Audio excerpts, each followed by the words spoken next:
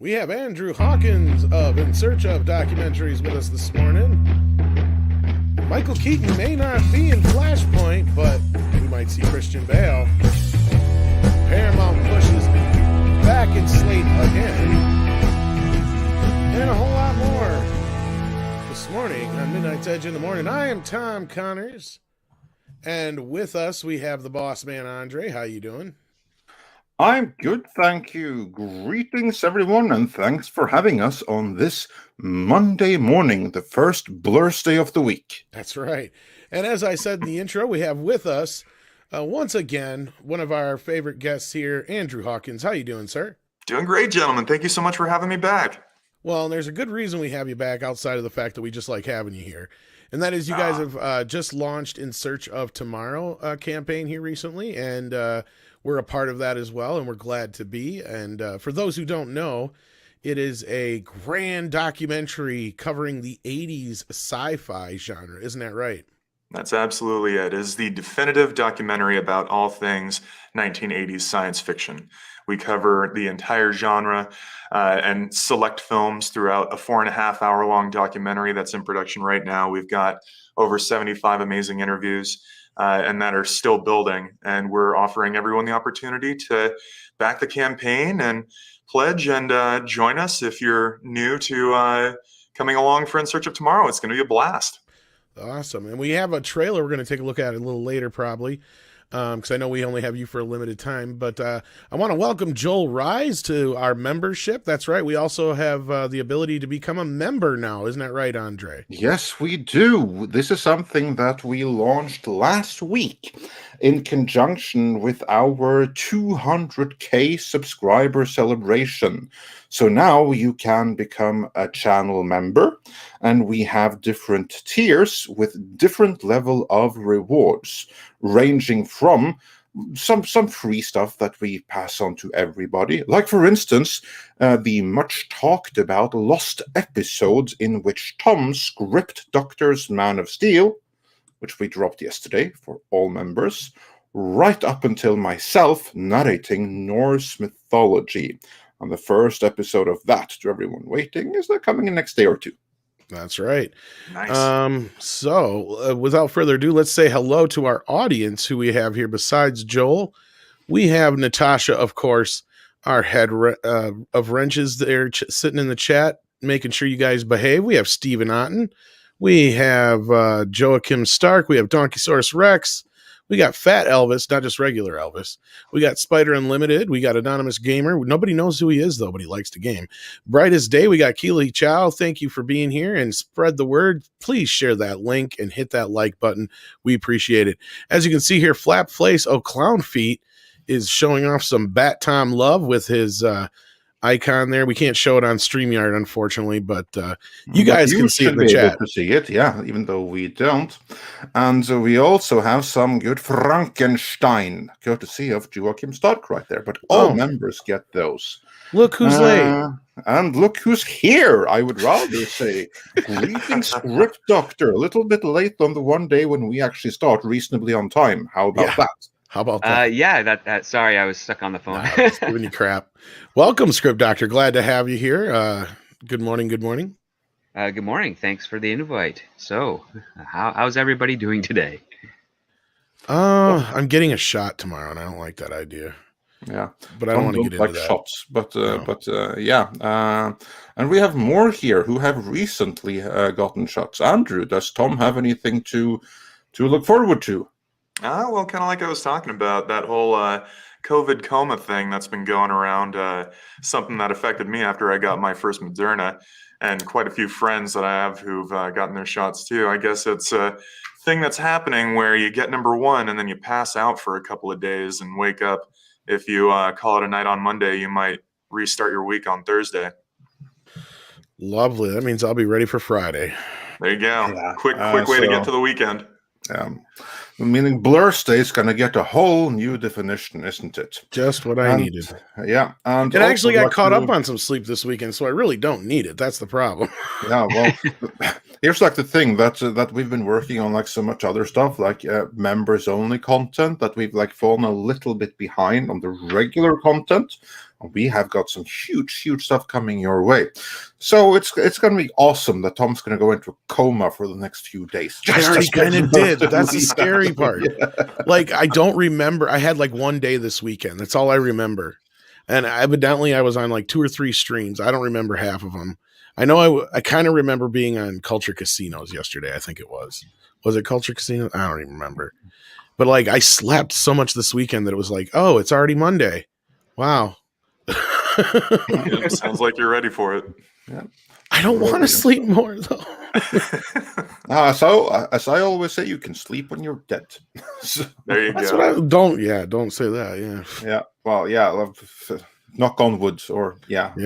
throw salt over the shoulder, whatever the hell it is to avoid stuff happening. But yeah. Oh, but we got some super chats this morning yeah, already. we One do. from Dash Deese, who sends in a Canadian $20. Hey, thank you so much for that. Says, hi all, seen Tom's script video. The only thing I could think of was the Fun with Flags episode in BBT. Big Bang Theory. Big Bang Theory, yep. New episode for the channel, Fun with Scripts with Tom Cooper. You could have Script Doctor holding. Well, what's funny is I obviously didn't even know Script Doctor then. And as you can tell from the logos on the video, that was from before I was part of Midnight's Edge. It was actually one of the last things I was working on, and I proposed it to Andre, and he's just like, yeah, no, pass. Just like... But the response to it so far has been good. And yeah, there's been some things I've planned on doing with it for a while, and it just kind of sits there. So there you go. I don't even know if Andre ever really watched it since then. No, I still haven't. I uploaded a thing. I just trusted it's good. Oh, not really. Yeah.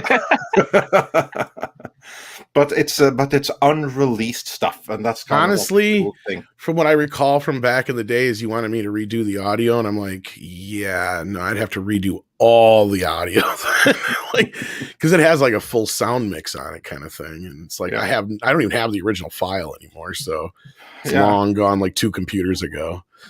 But what it means, though, is that members just got their first unreleased video, so to speak. So that's pretty cool. And we had Hyper Guyver 2, who says, if you meet a cat on the street, pet it. Hail lobster. Quote from the Red Skull. Very cool. You didn't say that quite right, but yeah. Well, fine, you say it then. And do it right. If you meet a cat, I can't do it like on the spot. Can you do a German Kermit the Frog? If you meet a cat on the street, pet it. Hail lobster. Red Skull. Perfect. The Red Skull just showed I'm never up. doing that again. Yeah. I'm canceled enough. Before we get into the main topic, let's actually I want to dive into that a little bit, just a tiny little bit, so we don't get shut down here. But like, you might want to save it then for later. Yeah, you're right. We'll get back to that for later in case we get shut down. We'll get back into that one later. Everyone just hold the thought about the Red Skull and quotes and petting kitties and all of those things. Yeah, no kidding. And Stephen Otten says, hail Tom, Andre, Andrew, Renches, and everyone in the chat. Keaton or Bale? Pick a side. Oh yeah, no, that's a good precursor to what's about to come. And says, hello, Mr. Hawkins. I'm so excited for your documentary. I grew up in the 80s, and the 80s sci-fi films means so much to me. That's amazing. Thank you so much. I really appreciate it. That's something that we really do with our documentaries is we make sure to, as fans, bring the best films that we can possibly highlight to the discussion with amazing interview subjects and talent and celebrities who want to talk about them. So we've got some incredible things to share with In Search of Tomorrow. It's going to be a total blast. We can't wait until it's out for everyone and can't wait for you to enjoy it and get your copy and everything. So thank you so much for that awesome comment. And for those who don't really know what it is, we'll show a trailer later, but it's almost 5 minutes long, so I want to save it because we only got a little bit of time with Andrew this morning. So I don't want to take 5 minutes showing the trailer. No worries. I'm here with you guys for the long run, so we can show it anytime. Oh, I thought you only had an hour this morning. Okay. We've got great production going on, but I made sure my team is all good to go for us to be able to have fun today. Look at that. He didn't even have to do that, and he did it anyway. See? There you go. So we'll show that very shortly then here, but we'll get to the rest of these super chats real quick. Before we do, Joel Rise sends in 2. That's euros, right?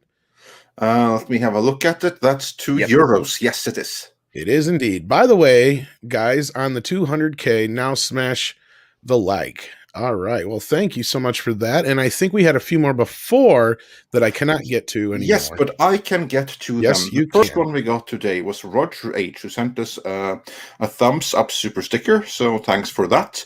And then Dirty Soul Monkey said for £5, Michael Keaton is on Twitter. We could tag Warner Brothers and show our appreciation and show our support for Keaton. Maybe he will see and WB will take notice. Now, that's a nice thought, but we shall see if it'll help. That's the big question. And we'll get into that. And then we had who said before the other one, "Hi, gents. Hello, everyone."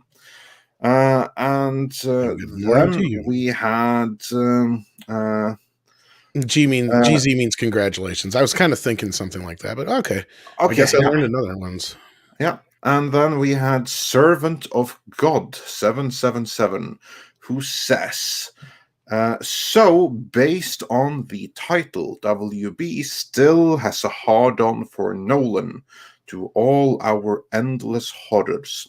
And yeah, the people still at Warner Media, because we have to start distinguishing the terms right here. Get into that. I got a bit of a different take than everybody else does, maybe. Yeah. They have a hard-on for people that have made 2 out of 3 Batman movies, billion-dollar movies. I'm going to tell you what. A hard-on for that. I'll challenge you this much, Andre. I have a feeling my take on this might be one of the reasons why you pay me the big bucks. Mm-hmm. Do share. Well, when we get into the story, unless you want me to just say it right now. Okay, well, we'll get into it when we get into the story. And then we have Larry, who says, Monday morning with Midnight's Edge, Tom and Andre, and I do believe that that you'll see some of the custom emojis right there for those of you watching in the regular YouTube studio. So that's pretty cool. That's some of the perks that's exclusive to members. And with that, let us get into the first main story of today. Now, first, some background information, which is that Warner has obviously been working for several years trying to get their Flashpoint movie, which was always what the Flash movie was going to be about, off the ground. This is something that was planned from day one, from the first moment that they started mapping out the Snyderverse. The reason he cast 2 such prolific actors in Batman v Superman as Thomas Wayne and Martha Wayne, respectively. They were played by, I always forget their names. I should have help me out here. Who played them in? The guy who played the comedian, Jeffrey Dean Morgan. Yeah, Jeffrey Dean Morgan, yeah, and also the other woman from and the actress escapes me now. I can't think of her name. Lauren Cohan. That's Cohan, it. Yeah, what's her name? Yeah, it wasn't a coincidence that he hired 2 such relatively prolific talent for what is essentially a walk-on role.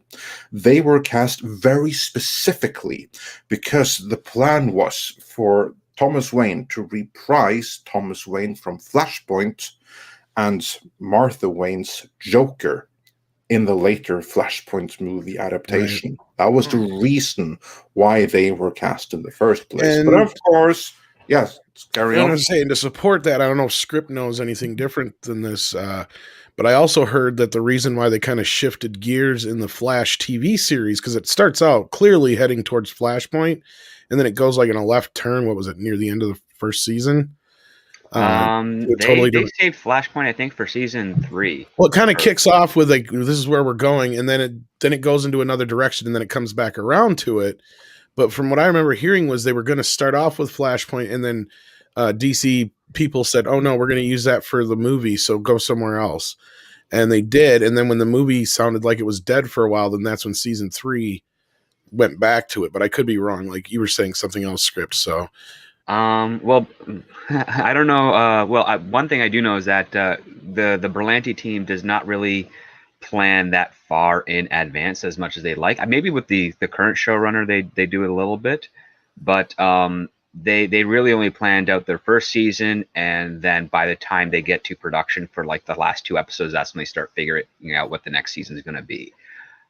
So they already alluded that their illusion was that by season 5 they were going to have the Flash disappear in the Flashpoint thing, but I think they ended up pushing that up because they wanted to. But I wouldn't be surprised if there's a crossover to that, because Warner Brothers, prior to the AT&T ownership, always had an issue with regards to their film versions of their superhero characters and their TV versions of the superhero characters. They did not want them to cross over paths, and in many cases, they did not even want to have a film version debuting at the same time a television version was. That's something like that. Yeah, that's what I remember hearing.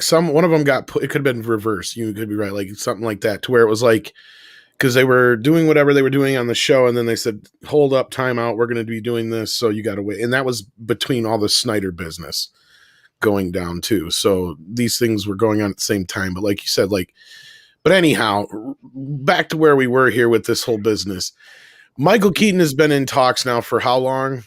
Oh, well, actually, we started reporting on it before it became public knowledge. That was pretty cool. But he's been like informal, well-known talks for, I don't know, I want to say 6 months, something along those lines. I was going to say it seemed like autumn last year. Yeah, it's been a while. Yeah, we started talking about it approximately 1 year ago is when we first heard from Mikey Sutton that AT&T were like, no, we're going to want some interconnectivity and multiverse here. So we want to connect everything. See if you can't go and get Michael Keaton. And they were the ones that also got Ben Affleck talking and interest and everything like that back again. So the project, from what I have heard, was kind of dead from Warner Media's point of view, but it got like a new injection of life, so to speak, courtesy of AT&T.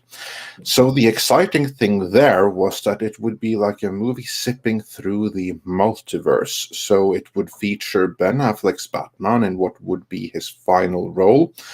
Michael Keaton was in talks, and we even heard from Andy Signore that it might even feature an appearance of Nicolas Cage's Superman. You know, the Superman that never ever made it to movie. The Superman from like Death of Superman Lives. That whole ordeal, courtesy of John Schnepp and Kevin Smith and stuff. I'd love that so much. It'd be so great if John Schnepp were still here to see that happen. I know. Exactly, yeah. That would be amazing. So that kind of was the intention and the plan. So it looked like after many, many, many different failed takes, the movie was kind of happening, and possibly in the best shape that it ever was. Now, for those hoping to see the original planned Thomas Wayne and Martha Kent in there, like roles from there, that's not going to happen, because that would be a return to the Snyderverse that Warner Media is desperate to get rid of, no matter what fans may feel about it. So they're going to want to go a different direction. And now, the most recent story that we have is that they might not get Michael Keaton after all. Not because there's any kind of breakdown in talks between the two, but because Michael Keaton is afraid of becoming infected with, with the goof. Because he is at an age where that can have some very, very serious consequences. Although he's probably reasonably fit for his age, that's not something that he wants to risk. So apparently, from what we have read, he is holed up. I bet he's vaccinated too. You would think so, and he's very, very happy with that, and for that reason, he's having second thoughts about being in the movie.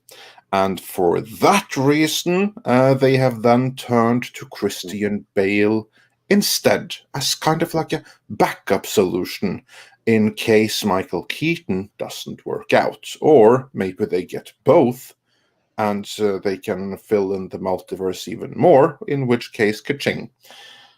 So yeah, that's the stories. And then I want to ask the panel, beginning with you, Andrew. What do you think about these news? Do you think that Michael Keaton is really so worried about getting sick that he would simply miss out on reprising his Batman, or could there be more to it? And regardless, what do you hope is going to happen here? Yeah, I do wonder about that. As for the motivations behind making that call and saying, respectfully passing and declining on being a part of it for that reason, I'd almost say that there's a significant amount of risk for how this could all turn out. I mean, I would love to see him put the suit back on, and it would be incredible to have Bale along for the ride too. I mean, to have both. Just like you said, that's money in the bank immediately. People will flock to whatever outlet they can possibly go to be able to see it, whether it's at home, streaming, or, if by this point theaters are back to some sort of semblance of normalcy. But yeah, I do really wonder about all of that just because of how rocky everything seems to be. And it's interesting. It's definitely interesting, but in all reality, more than anything, Keaton has always been my favorite Batman, and I'd just love to see him take another shot at it. Script Doctor, what is your take on this? Is Keaton really afraid of getting sick, or could there be more to this? I wish I had an answer directly. I mean, he's 69 years old, so he's definitely got lots of ground, regardless of a vaccination, to be worried and concerned if of a pandemic or the issues with regards to the coof. At the other time, I've been seeing. I take a look. My perspective of the Flash film is a lot like Don Quixote movie. I don't think it's going to happen, and not in our lifetimes, at least. It's been talking about Gilliam's. Yeah, it's been about almost 8 years ish. I mean, they kind of announced development of the Flash just after Batman v Superman was announced at Comic-Con as well. So and that was a long time ago, and they haven't really made much progress. I think they're on their third director and at least their 10th take on the script. Yeah, but now they actually have a take, because here's like the thing. I see where you're coming from there, but much of this problem was in the aftermath of Batman v Superman and Justice League, because the whole movie in its original incarnation was going to be very linked to what Snyder was doing. Reference to what I said about the original Ma and Pa Batman, basically being the leads or co-leads at the very least in the Flashpoint movie. When that no longer happened, when they wanted to go a completely different direction, that's when they started struggling with alternate takes. Like, what kind of a Flash movie do we do that's not connected to the Snyderverse? And then they went through many different takes, none of them that really stuck. But now it appears that they actually have a take. Wouldn't that change the dynamic, regardless of what happened before? Isn't that the kind of situation where things actually leave development hell? Sometimes it does. Most times it doesn't. That's just the nature of the game. Sometimes you can have like a perfect script that everything kind of works, but it falls apart because either the studio has their reservations, like there's a change of the leadership, and they decide to toss it out and then rework it again. There's usually actor issues, so sometimes one actor leaving a project can actually tank the entire potential of it being made. I don't know if that's going to be the case for the Flash. I'm definitely curious in a morbid sense, because I mean, I'm not a big fan of the Snyderverse. I look at it the same way Star Wars fans think Disney did well by the Star Wars sequel trilogy. I don't need any more of it, but if there's a demand for it out there, I'm not going to deny them that or do anything to deny them getting that option. But right now it's still in a very touch and go phase. They may, I mean, the other part too is that every single director and writer and producer working on whatever movie they're working on will always say, we got a solid script. I mean, that's just the talking point. That's what they've done to push it to get forward. Whether that's actually the case, we're not going to know until we start seeing leaked scenes, leaked set production photos. To prove that they are actually going ahead. Basically that production is like, that's true. Like nothing is happening until the cameras are rolling. Yeah. This absolutely is something that is worth keeping in mind. But even so, I submit that the movie is it's not, of course it's not guaranteed, but I would say that it's closer to happening right now than it has been since prior to the release of Batman v Superman. I would agree with that. Exactly. So we agree on that it's closer. There's like more of an intention there, because this is something that could really hammer in the multiverse, which we know that they have been really working towards. Yeah, and they've already done the trial run of it through the television series, which has not really helped the television series of things, but at least they understand how they have the option to listen to the fans of those shows to see where it worked and where it didn't, and maybe refine it for their theatrical side of things or their HBO Max streaming side of things. Yeah, it seems like the show could definitely be a test bed to actually get it together and to see it actually happen. I think it'd be really interesting. I'd love to, go and enjoy it. And again, whether it's with Keaton or not, like I said, I'd love to see him back, but if it's going to be Bale, I'm still in. Yeah, that'd be interesting. It'd also be interesting to see how Michael Keaton's take of Batman reacts to Christian Bale's take of the Batman voice or growl or whatever. It's just like I'd love the face off. That'd be great. Yeah. Like people, I may be an old Batman, but people can understand what's coming out of my mouth. Yeah, that actually would be a very, very cool interaction to see all of those Batmen together on screen at the same time. Like, imagine what kind of moment that could be if you actually have all of the Batmen currently alive interacting together on screen at the same time. Like, this obviously is what AT&T wants to see happen. Will it happen? I don't know, but you got to imagine that certainly could be a pretty huge draw. I would certainly think so, at least. Oh, yeah, absolutely. Evidently, my invitation got lost in the mail, I guess. I don't know. I haven't heard anything. Here with us. I have to ask Alfred if I missed any messages. Ah, there you go. I love it. No, I'll be honest with you. This is kind of going off of something I heard and a little bit of research. Yeah, Michael Keaton did say this, that was his reluctance to sign on. But I don't think anybody's talking to Christian Bale. They already asked Christian Bale back in September, and he said no. Yeah. I think this is all because this is only in like the most. Let me put it this way: the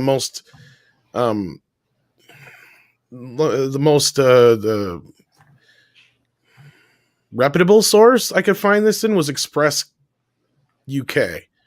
I think this is clearly being put out there to try and get Michael to sign the fuck on because they're sick and tired of pissing around. You know what? I agree with you. That's why I get paid the big bucks. Yeah, nice. No, but I am in 100% agreement with you, and this is kind of like the first thing that came to me, because I thought it was weird that he would put it out there in public, because this is actually something that came straight from Michael Keaton, that no, I'm not so sure, I'm like worried about my health, and he put this out there in the public. This is normally not something, if you have doubts about something, you don't normally put that out in public. Like, you either do it or you don't, and then you don't talk about it until you're absolutely certain that you don't do it, then you talk about it. To me, and gentlemen, correct me if I'm wrong here, but to me, that whole thing kind of looked like No, I'm a little bit worried about my health, but a couple of millions extra Yep. that might quell my concerns. That's why I was asking you that earlier, and I double checked because that was the other thing I was hearing was that Michael wanted more money. He wasn't signing on for what they were offering him. Yeah. Hey, I'd say if he wants a couple extra, he absolutely deserves it. Oh for yeah, sure. hell yeah. Because Yeah. he's Well, going to not only bring that- money into the box office, and it may be his agents, but you were going to say script. Sorry. Well, not only that, he's currently got contracts with Disney and Marvel for the Sony Spider-Man and some of the possible MCU films, depending on how those negotiations are proceed, or the new negotiations have proceeded with Disney and Sony on the Spider-Man characters. 'Cause- All of which makes him worth even more. yeah, Yes. Yeah, and Christian Bale does not care. Does not want to go back to Batman. Does not want to put that costume back on. And as far as he's concerned, unless Nolan says something to him, he's not gonna get involved. He has zero interest, no matter how much they offer him to do that again. Because not only that, they could offer him a lot of money, but it's just not his style. And then that means he's got to work out again. And he's not a fan of working in the outfit. And if he's got to be with all these other stars, he's going to get overshadowed. Who the fuck wants to be in a Batman movie with fucking Michael Keaton? Let's be real. Unless you're at least Ben Affleck. Yeah, it's interesting to factor all of that in, and I didn't know that Bale had been so adamant and so vocal about. That's all he's ever really said is they asked him to do a fourth movie and he said without Chris, no. And they did ask him supposedly back in September because they wanted to do the whole like get everybody in on this multiverse thing. And he's like, no, I'm good. Yeah. So that's when they went it's not heavy on surprising. Keaton. Yeah. Yeah, he very much has that kind of air about him. Yeah, and to me, that's why this whole thing that, we're talking to Keaton or to Bale now. To me, that looks a little bit like, we know we can't get him, but we want to put it out there to Keaton's team that, yes, you know what, we don't need you. There are other Batmen, so you can take these millions that we offer you or leave it. Next, we'll get a story that says they're talking to George Clooney. Just watch. Yeah, that'll be their desperate move. Yes, exactly. Script knows what I'm talking about. Yes. Making me think about Kilmer coming back. God, I'd love to see Well, the only thing Val. with Kilmer is he's in rough shape, so I don't know if they'd even bother. But well, he's currently in recovery. He's having a hard time. Yeah, I think he's currently in recovery from throat cancer. Yeah, something along last those year he lines. had cancer surgery, and I think he has a cameo in Top Gun, but I don't know how well that went.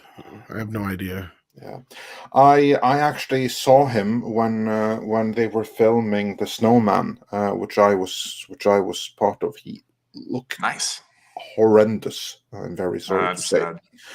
Sad. So if they want him, I guarantee you they can get him, and they can get him for scraps. But that's not going to be. You can't really show him, can you?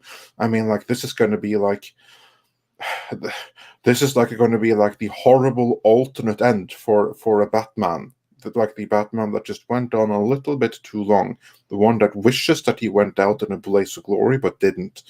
That's the Batman that he could be playing right now. Would audiences really want that? I'm not so sure. Well, and I mean, in that movie, didn't they dub his voice, Andre? Because Jesse was saying here, Val can't even really speak anymore. Exactly. Because I heard rumors that he might even be in Willow in a cameo too. But again, I have no idea what capacity and how they'll utilize him. And I'm glad to hear he's recovering, but I don't think they'd even bother. And again, Clooney would be one if his name got thrown out there. Michael, might go, wait a minute. Yeah, because we're closer in age and he's more handsome. Well, and Clooney's still George Clooney is my point. Yeah, exactly. Yeah, exactly. Like people are gonna think, wait, was he in Batman? Was he ever Batman? I don't know that he is as associated with Batman before you really start to think, oh yeah, Batman and Robin. Yeah, but still more the name, and of course, yeah.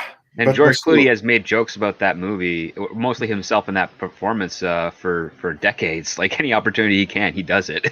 Yeah, it's hilarious. I remember once he said, "Oh yeah, I know Arnold Schwarzenegger. We destroyed Batman together." shouldn't they? Well, I was just going to say that then opens the doors for more ice puns. We need Yeah, more Schwarzenegger exactly. ice puns. Yeah. That's also like another equal desperate move. Hey, Get Arnold Batman needs Schwarzenegger ice to be back. Yeah. But gentlemen, now hearing the theories of Tom and myself that this ultimately might be a ploy for more money in the case of Keaton, and for take what you get and be happy in the case of Warner Media. Yeah. That's the kind of like our thought and our feeling on it. Andrew, are we completely nuts, or could there be something to that? No, I think there is something to that. I'm not a fan of the idea of a reverse psychology PR campaign, but that's definitely a tactic that's been used. So it's very, very possible that these are just little flags that are popping up, like this one, reputable source, Express UK, putting this out there in the possibility that Keaton winds up getting wind of it and thinks twice about where he's sitting right now with the negotiation about putting the suit back on. It's certainly possible. Script, your takes on that? Well, I have to agree. This is definitely a reverse psychology type of PR campaign to negotiate for Michael Keaton, but it's also something. The other part too that we also have to consider is the possible budget of what this Flashpoint film is Right. going to be, because it's not just Michael Keaton that they want to bring back. It's also Ben Affleck. It's Ezra Miller. I would not be surprised if we get a John Wesley Shipp mention in the future, because we already got rumors of Nick Cage. We have to wait and see if there's ever going to be an announcement for Brandon Routh, who played that, and then of course Linda Carter, because the other part too is if you're going to do a multiverse, especially for Warner Media to really isolate and focus, use it to put into focus your DC film franchise, you will have to go all out. There's just that possibility, because first and foremost, as soon as you get Michael Keaton in, you're going to get Linda Carter's agent, you're going to get everybody else's agent calling them, be like, where's my offer for this walk-on thing? And then that's where you get into negotiations of the millions or tens of millions of dollars for maybe about 2 minutes worth of actual final film. So basically the agents are going to be like, where the hell is my offer? Well, Where the that's hell what I was give saying us a earlier. $5 million offer right now, or we will be so sad. Or we'll go to the press and be like, they never talked to us, and our actor really wanted. Linda Carter definitely wanted to be Wonder Woman of the in the Flashpoint thing alongside Batman and stuff. And then, well, she's already in Wonder Woman, but yeah, no, and that's kind of what I was saying earlier. Is this seems to me like more of an agent's play than anything. Like Michael Keaton, he says out in the press it has to do with COVID, but it's more to do with he wants more than what they offered him, basically. And I think too, talking about getting or his everyone agents involved, do anyway, is what I meant. Yeah. I think it's really interesting to consider that if it's going to go this way, they might even dump some money into possibly bringing in Christopher Reeve's likeness in some capacity. So I wouldn't be surprised at all. It wouldn't be the first time. So No. yeah. Well, not only that, Michael Keaton, I believe, turned down a possible cameo appearance for the TV version of Crisis, because the only person they got, aside from Robert Wool, was Burt Ward for the Batman stuff that they did. Well, they got and focused on Kevin Conroy for the actual episode because he's more available. But yeah, that's what they were doing. I believe calls went out to like Danny DeVito, Michelle Pfeiffer, and a few other people too. And then the most they could do is get the newspaper article thing in there. But no, and that's where I see this too, is like you got a lot of people who want in on this, but they're not going to do it for free. And I'm sure there's a lot of actors who would gladly do it for cheap, but their agents aren't going to let them. So you have not only that, the TV Crisis version, every single actor asks, okay, cool, what's the script? And they're like, oh, we don't have one yet. That's how they did it. And this was like months before weeks before they were going into production. So yeah, that's basically what ended up being. There's no plan. Now on this side here, ideally, it looks like they do have a solid script and a plan, but right now their entire PR campaign is focused on the Batman to help push this story through, and not so much any of the other characters of the Justice League or what would be the Justice League. So right now we just kind of have to keep our ear close to the ground to hear what other names are going to be thrown about, because that's probably also going to be used as an incentive for if they can't get headway with Michael Keaton, if they can get anyone else from another who played another superhero in to step forward, that might be what they use to strong arm Mike Keaton's like, hey, like we got John Wesley Shipp, we got Linda Carter. The only one kind of original is holding out is you, Well, and, I see it as the other way around right now, Script. And Yeah. I see it as more or less they're trying to nail Keaton down so they can get everybody else they can. I think 'Cause that's also the intention. Yeah. So, because once they get Keaton involved, and like you just said, then they can go to everybody and go, wow, we got Keaton involved and he's doing it for this much or whatever, So then that way they can try and keep everybody in cost. And because at that point, once you got Keaton on board, you're going to have no problem bringing anybody in you want, even if it's just for a real quick cameo.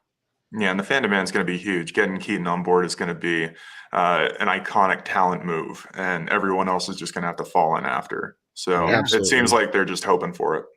Well, rumor is Nicolas Cage is going to do it for a pizza, so. And a tax lawyer. And a tax lawyer. I'm more of a Krypton protector. No, no, I'm sure he'll do it too. But no, like leading up to it though, if they were actually to pull this off, you almost got to do like the Superman Lives animated film, with Nicolas Cage, like they were talking about for a long time based on the script, just so we kind of have the character and know what he is. And then I also would love to see like the animated version of Burton's Batman 3 with Michael Keaton doing the voice and whoever's left, to do voices and stuff. That'd be a great lead up for this stuff. But no, they haven't even got this thing nailed down. So we're still looking at 2-3 years out before this movie even happens yet. Probably 2025. Yeah, I mean, they were promising it, I think, next year, but I don't think that's They were talking about shooting it this fall. That's what I'm saying. That's the urgency. That's what I'm saying. It's crazy still, fast they're pushing for something it's this pushing level. It. Yeah, you're not gonna. This is because you're right, Andrew. This is like Justice League level, even more so, actually. Yeah, and the thing is that again, talking about Keaton, it's going to draw the fan audience from 40 years ago. 30. It's the Batman that we all grew up with in our age range. I mean, the target demographic.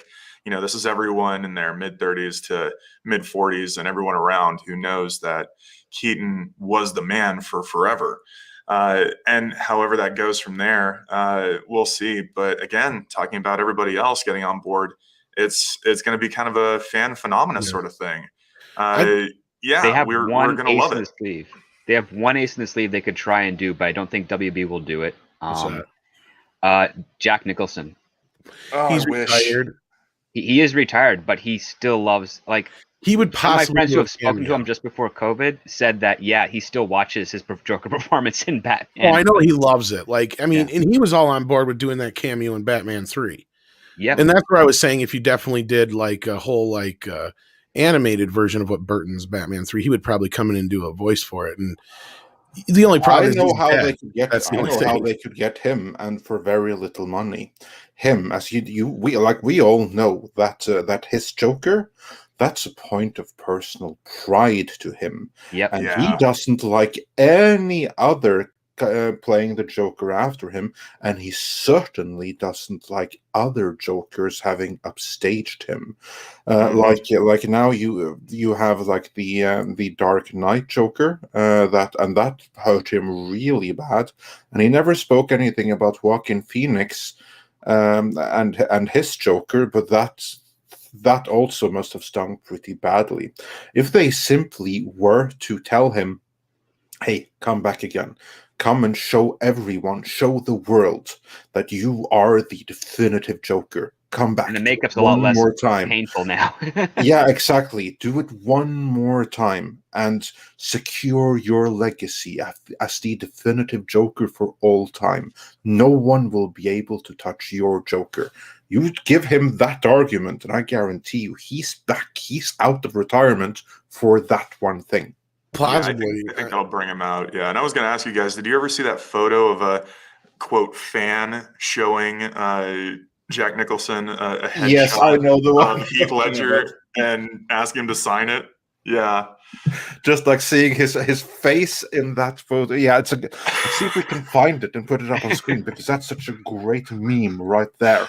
Oh, he is just livid at the level of disrespect there. But you're absolutely right with how much the Joker defines his legacy and his on-screen performances. I mean, some people rank that performance for him as high as what he did in like Chinatown.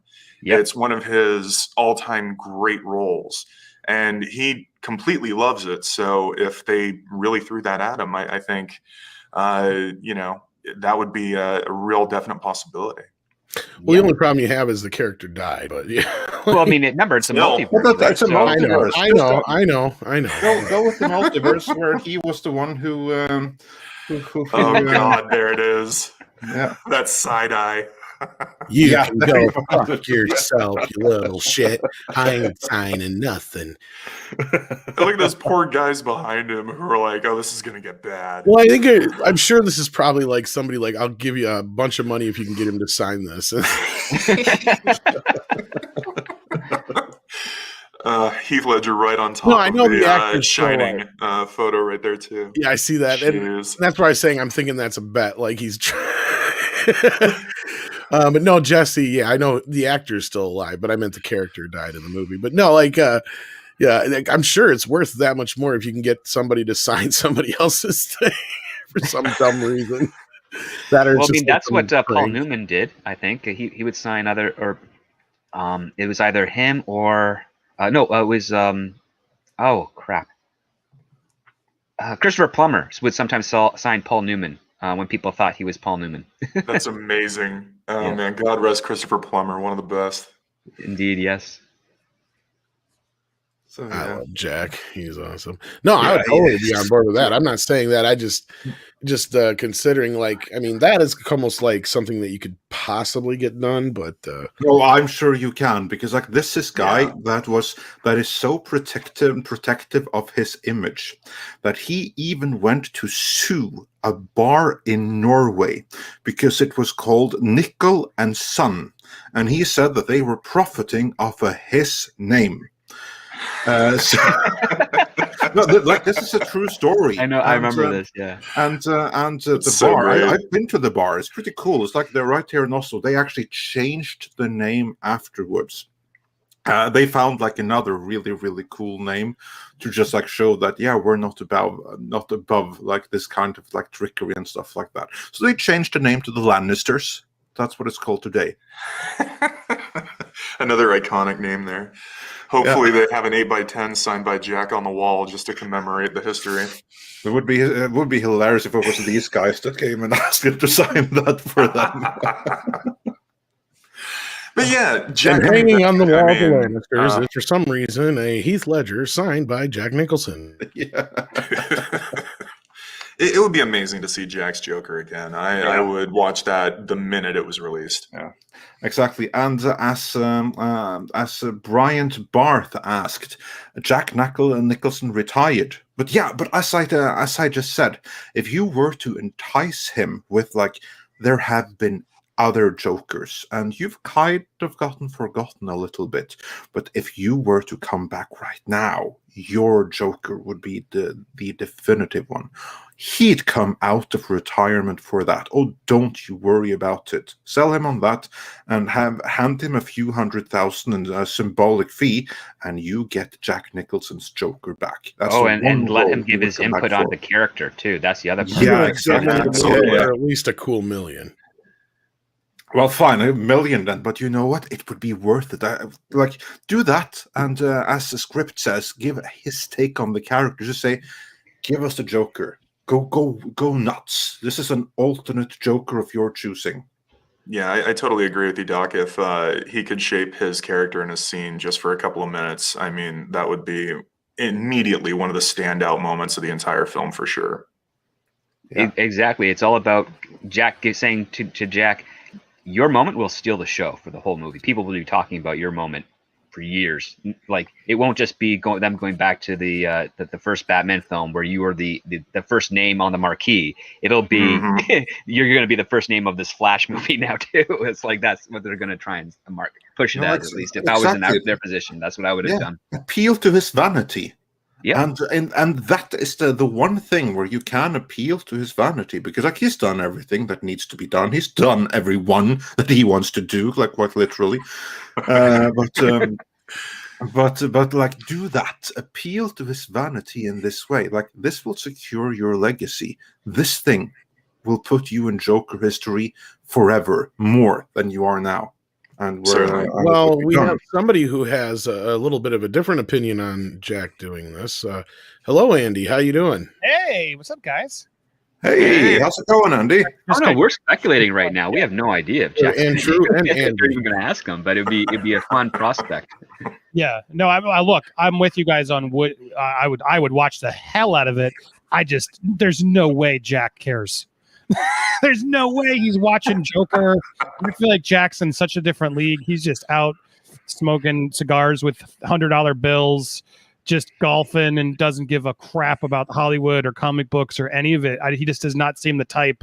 Now, maybe if he needs money, if you threw a bunch of money his way and maybe coated his ego a bit, you're right there, Andre, about that. Every Hollywood celebrity loves his ego. That's what I mean. I think that way, a combination of the right fee plus stroke his ego a little bit, I am sure that this is the one thing he would come out of retirement for. How old is he? He's up there. He's up there. But He's he's healthy, which is 70s. interesting.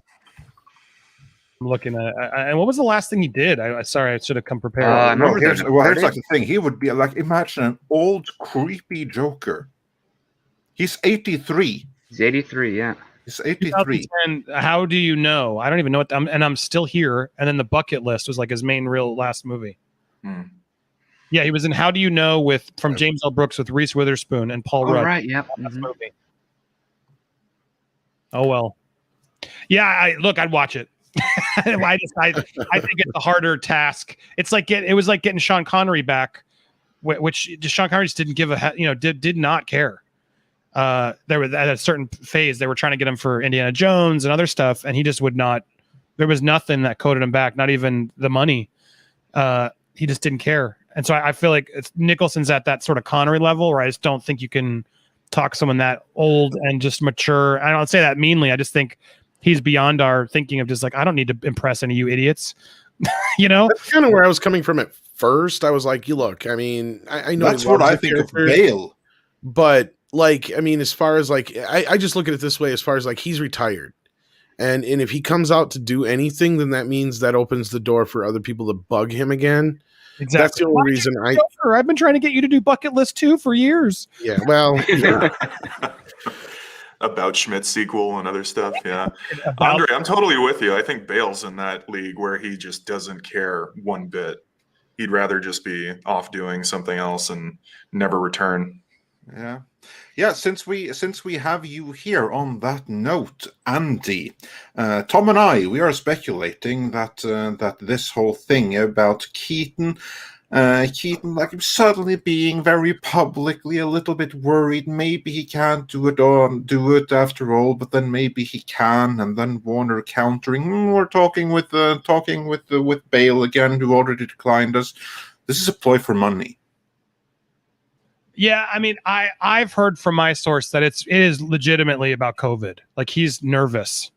Like I've heard, because I didn't trust the report until I reached out and asked, and apparently he just is he's very scared about it for some reason. Now, could there be more money? Sure, but I'm sure they already paid him I bet you they already dumped a bucket load of money on his store.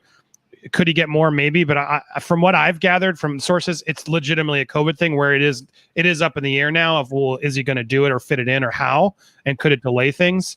That's what I've heard. This Bale stuff. Look, I've heard from what I know about I try not to spoiler. I know a little bit about the movie. Like the Flash goes through, when everybody knows the Flashpoint story, there's a big thing he does, right? Let's put it that way. Yeah. And when he comes back from that point, that's when he starts showing up in different worlds. And that was, as I've reported this previously a while ago, like when he's coming back, the whole goal there was to have some fun cameo moments of him crossing through other DC properties. And there was talk of him being in Nolan's universe. That was definitely on their list, whether it was like reading a newspaper or something there, and just to sort of imply it, subtly. But yeah, they've been trying to get Bale. He was on the list of people to ask, along with O'Donnell. Kilmer was on talks. Like they've approached everybody, and they've been talking to everybody for a while. Like, and whoever's available or willing, they'll fit him in any size, big or small, depending on who wants to come back. But yeah, they've been out there talking to all people, including Bale. I know, But I'm with you guys. I don't see Bale wanting to do that because it's not even just Bale's call. As I was reporting it, because it wasn't confirmed, and I still haven't heard confirmed it. But to me, Bale, I don't see Bale wanting to respect or disrespect Nolan's world. You know what I mean? I feel like Bale would need to get permission from Christian Bale before he'd even consider doing this. And I know now that Nolan is not happy with Warner Brothers after everything they did with Zach. So I don't see Nolan giving his blessing, like, yeah, go hook up. Now he might be with Muschietti, right? Andy Muschietti maybe creatively could talk Nolan and be like, forget the studio, do it for me. Maybe. But Nolan's not a fan of Warner Brothers after Snyder Cut and what they did to Tenet. So I don't see Bale getting Nolan's approval, and I feel like Bale's the type who would want that. You know what I mean? Yeah, it's kind of like getting an honor from him, like, hey, is this something that you'd be cool with? And with the things, discussed, I mean, it seems like that would be pretty tough, that Nolan might just want to say, no, we want nothing to do with it. Yeah, no, Bale, he is the second last person I see them getting back again. Last one being Heath Ledger. Bale is the second last. Yeah, exactly. Adam West, the third last. Yeah. More likely than West. Interesting. Yeah. No, actually, I see it as more likely that they get some capacity or some kind of usage of the image of Adam West, than them actually getting Bale in there. That would honestly shock me, for the very reasons that you have listed. But Andy, now that we have someone with legit inside knowledge, what else can you share about what's going on behind the scenes of The Flash and DC at large? Either that you have already shared at your own channel, Popcorn Planet, that everyone should check out. We'll put the link in the description in due time, or anything else new that you can break here and now. Given that you can, of course, what's going on behind the scenes? Pretty much that. I mean, I've talked about the plot point, which is what I've shared with you, and some of those points that I've told you on this channel as well. They're trying to get Nicolas Cage to be the Superman in that world, which would be, I think, really interesting. It's a way to put it. Is that going to fall apart if they don't get Keaton? Because that's like my take. I mean, that's a big thing of this is going to be like getting Keaton. A lot rides on that. If he drops out, how badly is that going to affect their plans? I don't think he's going to drop out. I think he's going. I think they're just going to have to delay it. I don't think it's about money. I think it's about safety for him, and I think they're going to have to just prove to him that yes, it's fine. Or I think with the vaccine rollout and everything else, could it get delayed? Maybe, but I think they'll get him. He's already in. Like, he's agreed.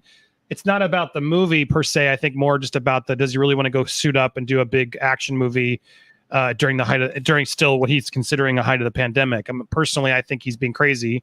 And those sets are like crazily, everybody's checked, and it's like, I'm sure he can get the vaccine, in which case, why are you worried then? You know what I mean? So I don't know why, but certain people in Hollywood certain people are afraid to take the vaccine. I don't know politically where he's standing on all that, but what I've been told from my sources that the COVID thing is a legitimate reason for why he's delayed. Now, my sources also said they think he's going to just eventually do it, or it's going to get delayed. But yeah, if they remove him from the movie, it's going to be a big problem, because he's a big part of the script from what I've been told. The movie takes place mostly in Keaton's Batman world, so they'd have to switch it to Bale, and if they could pull that off, which I don't see how they can pull that off. I don't see Bale doing it. I don't know how Nolan. I mean, they don't need Nolan to approve it, but I think the fans would want to make sure he did, including Bale. So I don't know how they would, but I haven't heard the latest report this morning of what triggered you guys to talk about this, but I haven't heard anything new except for the same fact that think they're just trying to find a backup just in case Keaton does pull out, which is, a small percentage possible. It is true. It is. He could totally pull out still. There's just this rumbling going around about Bale possibly being in the film or taking over instead because of Michael being reluctant. And my conclusion and Andre's conclusion was basically that this is just a ploy to get Michael to sign on already. Because they asked Bale back in September is what I heard, and he said no. Yeah, exactly. I've heard they've been asking Bale for a while, and Bale, I just can't see them getting Bale, but they've done it just to be polite, and obviously they want him. And if he says fine, they would literally probably redo the movie to get him in, because that would be such a big score. But I've also been told like Kilmer's been approached and is in, but then Kilmer like can't speak, and so I don't know how they would manage that, or maybe they would use his likeness in some other creative way and do a CGI moment. I don't know, but yeah, there's no other Batman. Who do you get? Clooney? I mean, it's funny. I said that. Yeah. And I both agreed that would be the next ploy to throw in the trades. Be like, oh, just let's say we're talking to Clooney and see what Keaton does. I have him in for a good comedy beat. See, I disagree with you on that. I don't think they want to try to, because Keaton's the type that could just walk away. I feel like they need him more than Keaton needs them. Oh, for sure. Absolutely. Yeah. For sure. The whole movie, as it is right now, depends on Keaton's presence. Without him, there's no real movie. Then they're back to as Script said earlier, then they're back to failed take number 50 ridiculous. 50 ridiculous. Yeah, or something. Yeah. Remember, like some Keaton's weird got number. his contract with the Sony Spider-Man films, and even Morbius. Like he's good for it. He's good with Even them those are right now. probably mostly cameos, but still, like, Yeah. Well, no, yeah. Keaton's one of those. I get it. Like, he's one of those. He has no reason to take it, and it would just be more of a, a fun thing for him to do, and get a little, nerd cred out of doing it. But again, you're right. He doesn't need it, and that's where I feel like they are kind of maybe pushing some buttons, but not going too far, and that's why it's only in like trades like the Express and We Got This Covered, and that's where I'm saying I don't think they're talking to Bale at all. I think it's clearly just being. They spoke with him and he said no, and they've moved on. That's way back when, and I'm sure, if he shown any interest, they've been bugging him about it. But there's no way they're going to get Bale. He has no, because going off of what Andrew said before and what I've seen in interviews, and I think you've heard the same thing or just said the same thing a little bit ago, and Andy, he is not interested in doing anything Batman as long as Chris Nolan is not on board. I Correct. think that's a really interesting point too, Tom, is that, just mentioning the fact this hasn't been put out there by THR or Variety or anyone on high level entertainment journalism at that scale. So talking about this being coming from that, trying to move the needle for Keaton might really be a thing. Yeah. But again, it's really mostly just hearsay at this point, a lot of conjecture and rumors. So in the end, I guess all we can really do is say it might be true, but Yeah, I mean, I can confirm there is a legitimate worry that Keaton isn't ready to do it because of COVID. yeah. That is true. So what does that actually mean though? And like, will they? I would think they would just delay it, given how big he is. Now, could they have gone back to Bale to be like, hey? I don't see that as a power move to help either. You know what I mean? Like if I'm Warner Brothers and I'd be like, hey, Bale, you said no, but Michael Keaton just passed. Could you come in? Like, I don't see that as a way to get Bale on board. And I don't see, if Keaton's out there seeing that the Warner Brothers is legit asking about Bale, I could see Keaton walking, being like, all right, fine, take him. Great. There is that aspect, but then the other aspect you just brought up, it could be something that we just don't know yet. And if there is truth to any of these rumors that they're going back after Bale, is that because maybe Keaton did bail? That could very well be too. We just haven't heard it yet. Well, yeah, casting stuff is I wouldn't be surprised if casting for majority of the roles in this Flashpoint film are pretty much locked in at this point, because again, publicity releases for casting announcements are usually months behind the actual confirmation. Well, as we said before, it was set to originally start filming last fall. We know they haven't started filming yet. They've been trying desperately to get it going. And the only thing that seems to be holding it back right now is Michael Keaton. So, well, let's not forget, I'm sure previs has already started on this movie with probably, yeah. Yep. Yeah. I wouldn't be surprised. Well, they obviously have got to be deep into pre-production or they wouldn't be that gung-ho to get moving, yeah. No, evidently. And they think The worst thing they could do is ask Bill Murray, because he was up for Batman back in the early 80s too. That would be so like, I mean, I'm not saying I wouldn't watch that, but I mean, like, that's just so out of the pan. Like, I mean, you really are getting nerdy when you're bringing in like, Nicolas Cage in the first place. And that's where I'm saying you almost have to do like an animated Superman Lives ahead of time just to prime the general audience, because most people are completely unaware of the existence of that. I mean, outside of the nerd community, it's a very unknown little nugget of film history. Well, when you live through it too, I mean, but yeah, absolutely. The community that knows about the documentary, knows about the history, has seen what John Schnepp put together and everything. That's something that should really be honored, especially for those of us who are, fans of that deep cut stuff. I was going to say, absolutely. And also, John, I like John's comment. Well, if all else fails, Ruby Rose is available. There you go. There's an idea. Oh, boom! But I was going to say, just also, as I've told in my reports, again, since the movie hasn't filmed, I can't confirm any of this 100%. I know it's all legit talks, but unlike like Tobey Maguire, Andrew Garfield, that's a story I did a while ago that I was 100% confirmed on because I had sources that I knew. Oh, it's happening. With this stuff, I think anything could change even through production because I think they're still trying to lock up a lot of people and cameos to sort of see who they can get. They could score Bale surprisingly if he's available, and Taika Waititi's like, you know what, you should work with Machete because he's literally in Hollywood. That's literally how it works. One director phones another director, and then they just are like, all right, cool, I'll show up. Well, the only other way I could see it happening, is if like maybe Ben Affleck was friends with him or something like that, and talking to him. But outside of that, you're right. Like, I don't really see him having any interest in it whatsoever. Yeah, unless there's a personal connection that's going to put him in there. In which case, I think if he were to show up, it would be a short cameo, like just a pop-in moment. I don't see him signing up for what Keaton was supposed to be in multiple movies. Well, that was the original rumor, yes. But again, we have to say that has not been set in stone, obviously, because he hasn't even signed on for this yet. And he had said in an early interview, I believe it was on, was it with Kimmel? Or it was either with Kimmel or Colbert, one of those guys, where he flat out said, so far it's just this movie, basically, in so many words that he's talked about. He hasn't talked about anything past that. So, we know Warner is more than wanting to get him on board for like a Batman Beyond and like 2 or 3 movies, but they're having a hard time just getting him locked down for this one. I mean, I still think he's signed on, but I think he's at a level where it's like he's Michael Keaton. So I guess they could sue him, but do they want to? I don't think he's 100% signed on, or they would have announced it. Well, they did. Machete did that interview with Hollywood Reporter. He said, but did he say he actually signed on, or did he say they're in talks? Because that was what we kept hearing was talk. No, he said, Michael Keaton's coming back, and we're really excited. Like that article was very telling. He can be signed on without him because it was announced that he was in talks, and then later Machete was like, he's coming back, but at some point, did they go through the formality of actually signing the papers? That we don't know. See, that's what I got. That's the impression I got from Keaton. If he signed the papers, couldn't Keaton still be like, I don't want to do it, COVID, I don't trust the save? Does the studio really want to if there's a clause for him to opt out for such reasons in the contract, But again, none of the trades reported contract signed. It was just Machete saying, we're getting him back.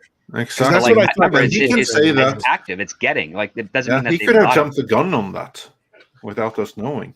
Yeah, I wonder if that's the case with Andy Machete, that he was just eger to reveal the news before anything had really been signed. Or maybe things were so close to being signed that he just jumped the gun, and then all of a sudden, Keaton says, I've got reservations.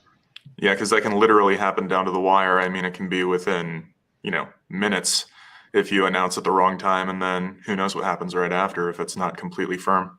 Yep. Exactly. That's the risk. So it will be interesting to see. Now, Andy, when do you think that we might hear something one way or the other, whether that everything is okay now or that it has fallen apart beyond belief or beyond any repair?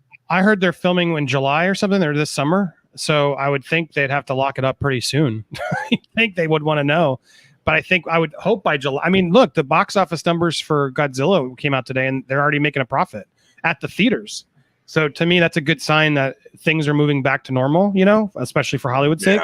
So I can't imagine by July that we're not going to see more theaters opening and more productions happening. I mean, there's a lot of productions happening around the world that are dealing with COVID protocols that should be able to ease Keaton's mind, especially by July. I can't see it getting worse, only better with vaccinations and everything happening. So I think it's a non-issue, and maybe you're right, guys. Maybe there is some agent sort of playing, you know what, we could, if he's maybe Keaton's a little like, God, why did I agree to this? I don't want to wear the suit. And then maybe it's just like, all right, why don't we just let me put out some doubt in there, do that interview with Kimmel and say something. Maybe we'll at least get some more money for you to do it. It's very possible. I'm not, I think only Keaton and his people will know that truth, but it's likely, and it's probably a smart move because they need him. At the same time, it's kind of shady. Like, it seems like he's agreed. They're sort of starting production. They're ahead. They're far along in it. For Keaton to pull out would be pretty massive sort of FU on Keaton's part, which he's Michael Keaton. He's allowed. He could say, you know what, I changed my mind. But I don't know. It's from everything I've been told, this has been in the works for a while, and they finally got him on board, and it seemed like it was a go. So I think it really just was unless Keaton's having doubts on a script and using COVID as an excuse, maybe. Possibly. I mean, I don't think the fans would definitely lose faith in the film if that were the case.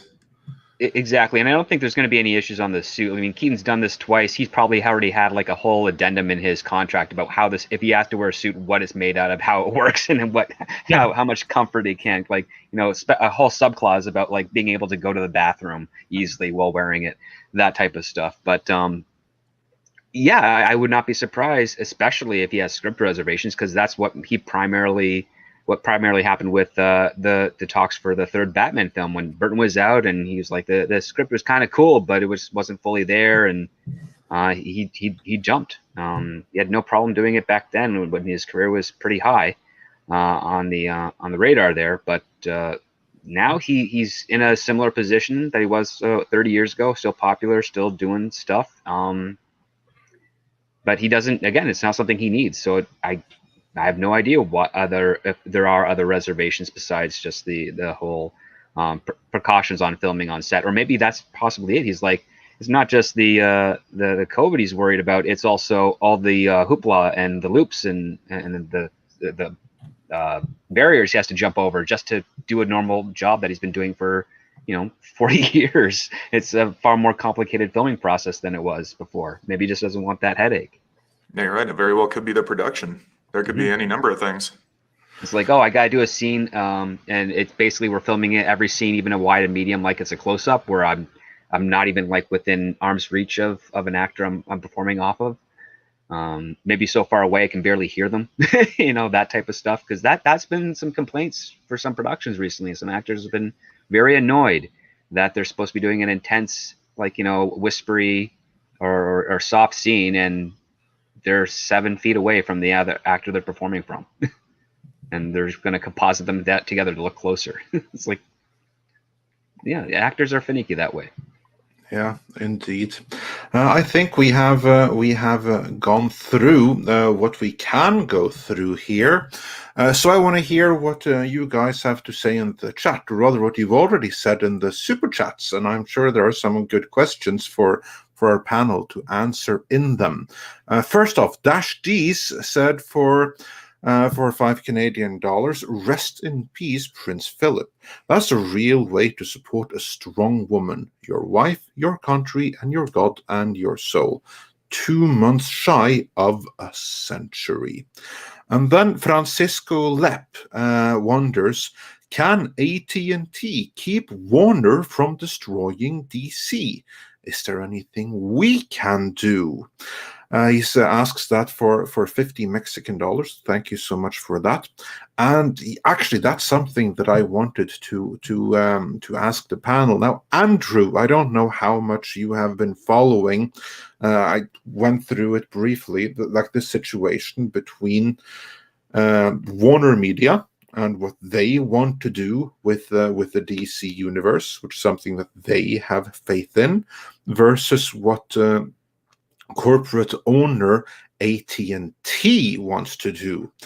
And that isn't necessarily the same thing. Basically, what I have heard, what I have read on Geekosity and a couple of other places, I'm sure that Andy will be able to chime in here, is basically that AT&T, they want to go where the money is, but you have some people there who are inclined to continue what Snyder started, whereas the people at at Warner Media are very, very clear that we are done with that. We want to move in a different direction, the direction of J.J. Abrams and Multiverse Justice League and all of that jazz. And that then brings to the question, is there anything to suggest that AT&T can actually stop Warner Media from destroying DC? Because much of what they said that they want to do isn't necessarily what quite a few of the fans would like to see happen for DC. What's your thoughts on that, Andrew? Yeah, it's something, you really touched on that point, is that AT&T really wants to go where the money is. And in that vein of thinking, that really does fall in line with what the fans want, which I don't understand the tactic or the strategy to go against the fans and not give them what they're clamoring for and delivering what's entertaining them. So I really feel like AT&T is trying to make the best move that they can in delivering what the fan outcry has shown what they want. And for Warner to really want to go against that and do the separate sort of counter thing, I don't know if that's a smart move, really. It's interesting to see these internal conflicts, and there's very much that mirroring of what's going on over at Disney and Lucasfilm and things like that. And I think I would like to see everyone be happy and get what they want, especially the fans. And when it comes down to it, since AT&T is pretty much the parent company, they can, or they should, be able to pull the plug on anything they don't like. I don't know. What are your thoughts, Andy? Sorry, I was muted. Yeah, look, I really still stand by the fact that I think Warner is sick of the hashtags. I think they are trying to reclaim control of studio. From what I've been told, there are people that are sort of annoyed that they gave in to the fan base to begin with. And well, they can rest assured that it wasn't them that did that. It was AT&T that did it for them. Right. But I'm talking people at AT&T who are realizing maybe we shouldn't have done that because, look, and I'm not trying to knock on anybody, but it's never going to be enough. They want 10 more movies. They're going to demand those movies. They're going to cancel HBO Max until they get those movies. Like, it's just it's not like a happy group that are still, screaming at them. And I think.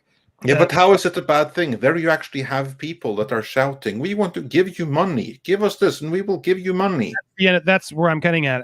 I don't believe they saw the money. I don't believe the views were as big as they think. I think it was a large group of people on social media that keep saying they're a large group on social media. But in reality, it was not a large group of people who streamed and subscribed to HBO Max. And it's a volatile group of people that, honestly, I don't think they want to keep reacting to. Because I'm sorry, if that was as successful as people and that fan base claims it was, you're damn right they would have greenlit part 2 and whatever else they had on deck, because studios only deal with money. And again, that's why I feel this way, because it's like, you don't do that press release, you don't do what you do if you didn't feel like the results weren't worth the payout. And the reality is there's more and more numbers coming in from third-party sources that are showing not only were the views okay, I don't think the views were a bomb, but to warrant sort of a Justice League 2, the budget on that for the cast alone would be ginormous. Now, should they do I love the idea of like the Deathstroke movie. Like, there's stuff that I would love to see continue in the universe that could be smaller.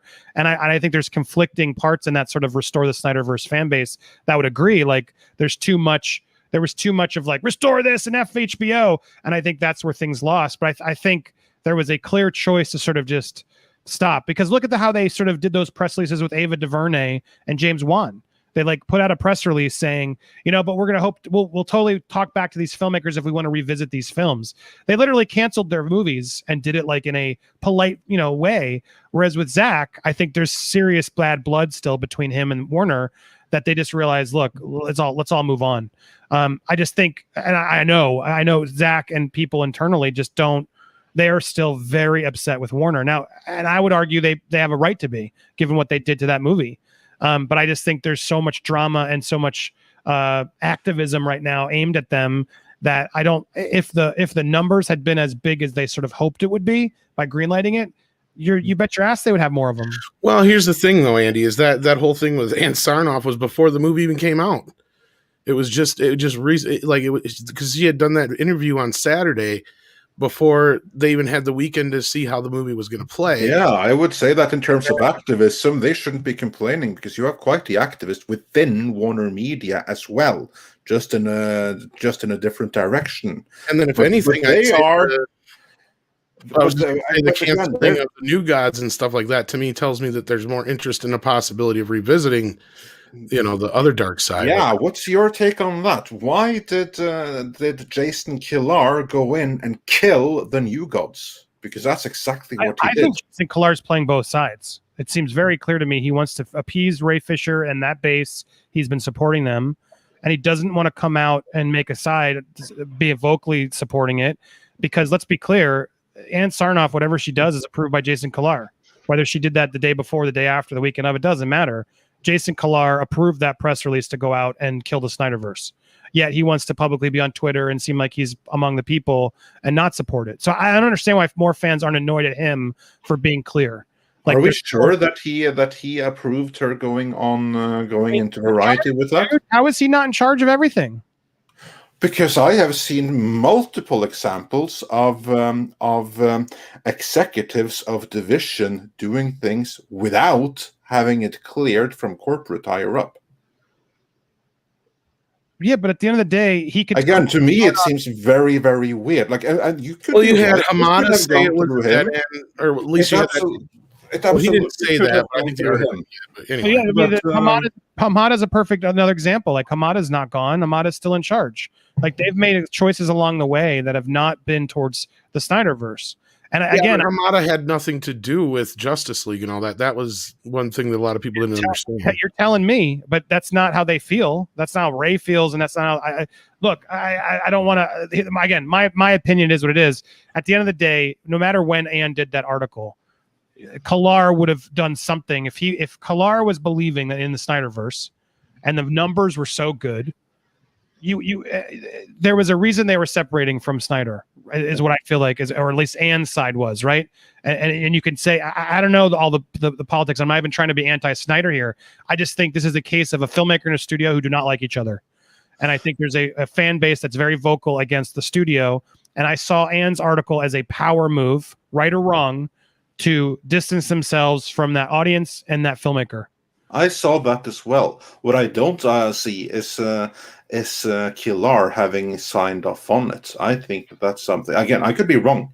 This is just like my gut feeling, but from what I've seen before, both in Hollywood and in my world from investment banking, I absolutely believe that Ann Sarnoff would have done that without going through him. This is Variety is the kind of level that would happen. You don't think Kilar and Sarnoff had a talk about what are we doing with restoring the Snyderverse before that article came out? I'm not so sure. I wouldn't think that. No, I don't think so. I really don't. I feel like because of that vocal group, there had to have been. Yeah, I think that Kilar is going to take kind of like a wait and see, and he doesn't want to rock the boat so much. He might be of the opinion that that I register that Sarnoff and the Warner Media people, they are dead set against this, that he will register that, and then he might be like, yeah, but I want to take a wait and see approach, and if we want to do this, I know that there's going to be severe pushback from Warner Media, whereas they are trying to do a power move on their own end to try to kill it, to make sure that it dies a premature death, like removing momentum in advance, because that's kind of like what that article was. That was about killing the momentum right off the bat. Otherwise, it wouldn't have been removed at that time. I mean, that's kind of like the same thing that Josh Trank did on the eve of the release of the Fantastic Four, where he basically tweeted out, like it was a great movie like a year ago, but now it completely sucks. That article that Sarnoff put out was kind of like the same thing. You don't do that. You don't, with a corporate blessing, put out a hit piece on your own project, especially not one that came from not her division, but from elsewhere in the AT&T corporate system.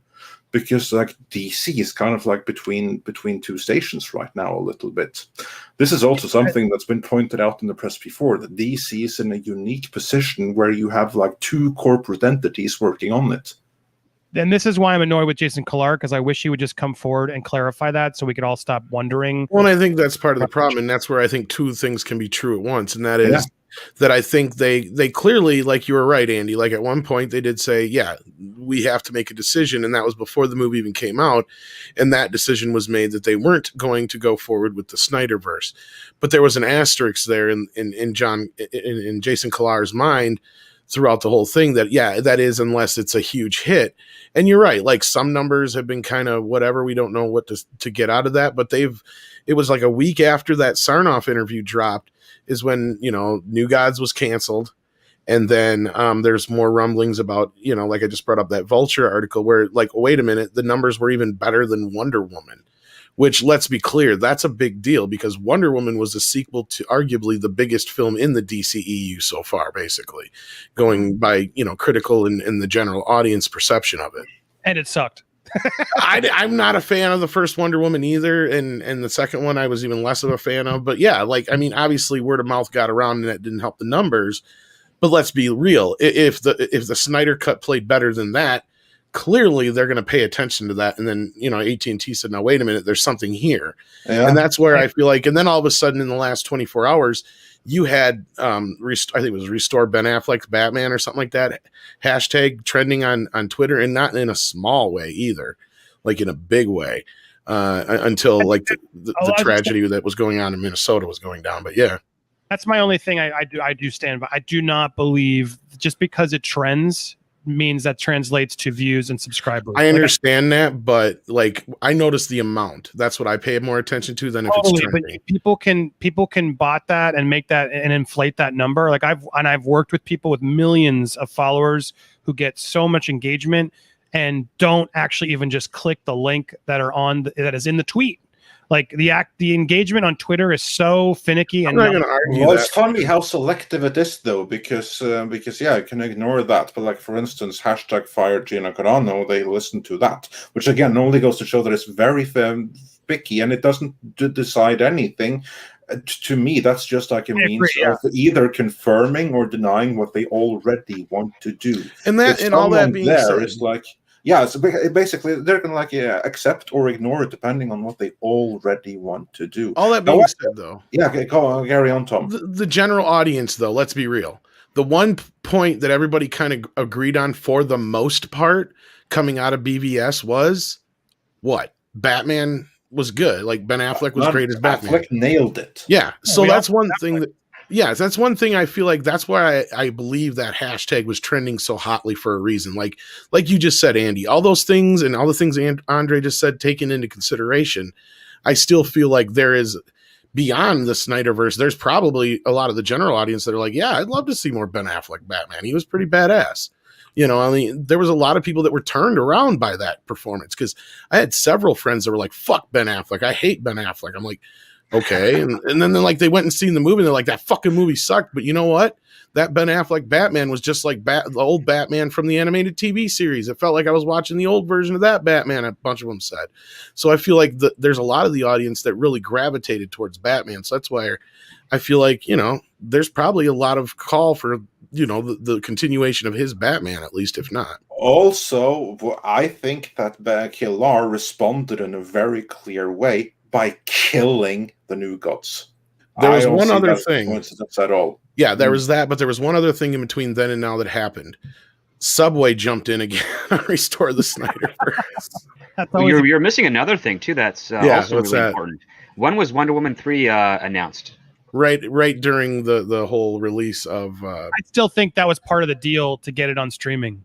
Yeah, exactly. The thing is, a lot of time has already passed for them to even announce a sequel, because remember when Green Lantern was in halfway through production, they said, oh, we're doing a Green Lantern 2. I mean, the thing is, when a studio feels confident enough to try and push something that they like, they push it and they make the announcements. And too much time has passed for the Snyder Cut for them to sort of be interested in following up with that universe at this point, because again, Hollywood's golden rule is that you strike while the iron is hot, even if you can, because you can always cancel it later on, but you want to get that announcement out as early as possible because you want to ride the waves of the popularity. And they did not do that in any way, shape, or form. They did it with Wonder Woman 84, and that movie tanked, and did not perform well. But that's true of Warner Brothers. I completely agree with Yeah. your script. The difference here is you have AT&T, which don't play the same rules. Exactly, they're not of Hollywood. They But the thing they is, don't play by the same AT&T, rule book. it was still in charge when Wonder Woman 84 came out, and they had no problems. There's no abstraction there either. And even though, Well, why like, would they? Because Wonder Woman was their biggest property in the DCU. not only that's that, what I'm but it's saying. regardless of the rules, they're saying, oh, okay, so a successful film, to generate more money, we announced that we're doing a third one. AT&T would probably get on board with that quite easily, because again, it's trying to make money. And if AT&T were really 100% behind Zack Snyder's Snyder Cut, and they saw the numbers and they were comparable or if not better than Wonder Woman 84, they would be saying, okay, well, let's do a follow-up. But silence. Yeah, That's and I think that's very telling. I think that well, of course, yeah, it could continue to be silent, or I think that they also could be biding their time to review the numbers, because it's going to take a little. Because again, this isn't a box office where you have the full story. Most of the time, opening day, and if not opening day, then certainly opening weekend.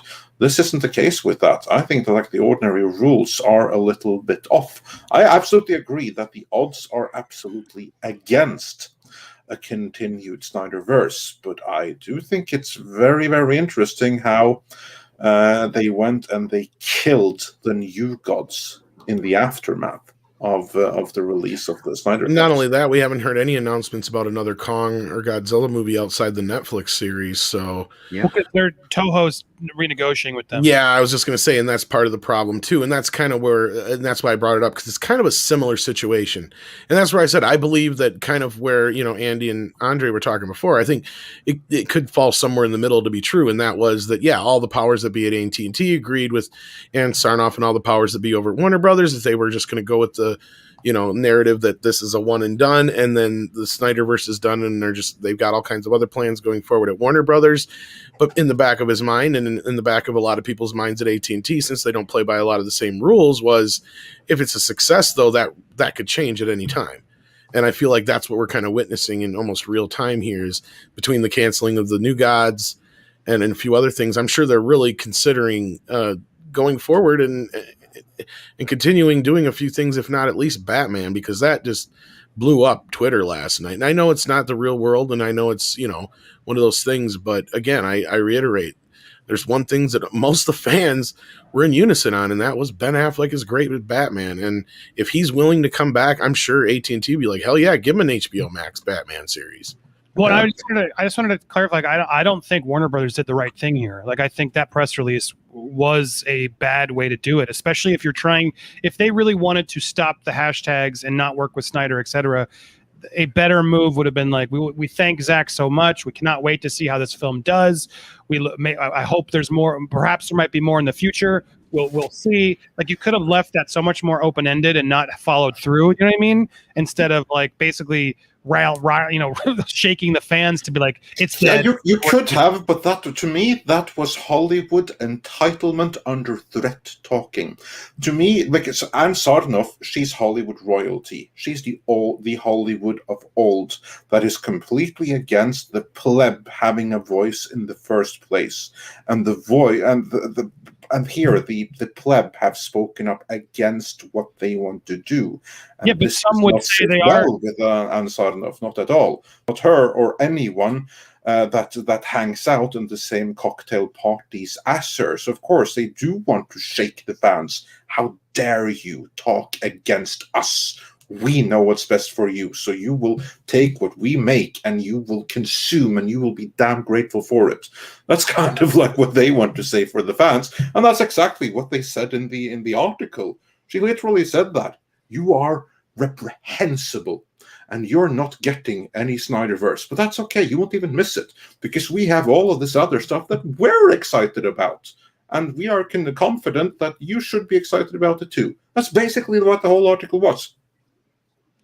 right. But my only pushback is like, what if she was right in that Snyderverse was not successful for them? Like, she couldn't have known, because this was written prior to it even being released. Well, yeah, but it was written after it was on Wednesday, right? It was written Friday or whatever, wasn't it? That's what Sunday or Saturday or Sunday. That thing there that was those night numbers planned before it was released. They had enough data. I would argue that they must have known something, because I just don't believe, even I don't disagree with you. She did that move and I don't like how she did it, but it's like, how do you not know? How do you not wait to get more numbers? There must have been some gauge of success that they're like, yeah, we're dead with this. And that's why Kalar was involved. Again, they didn't even consider it. Right. Because they didn't even consider it. That was very clear for them. I think I have the answer to a possible, or at least a possible answer to that was, when it first launched, no, the numbers weren't that great. It was tracking lower than Wonder Woman did. But what they had happen was, I think it was on Saturday night, it flopped, and it was doing better than Wonder Woman had at that point, or something like that, according to the reports.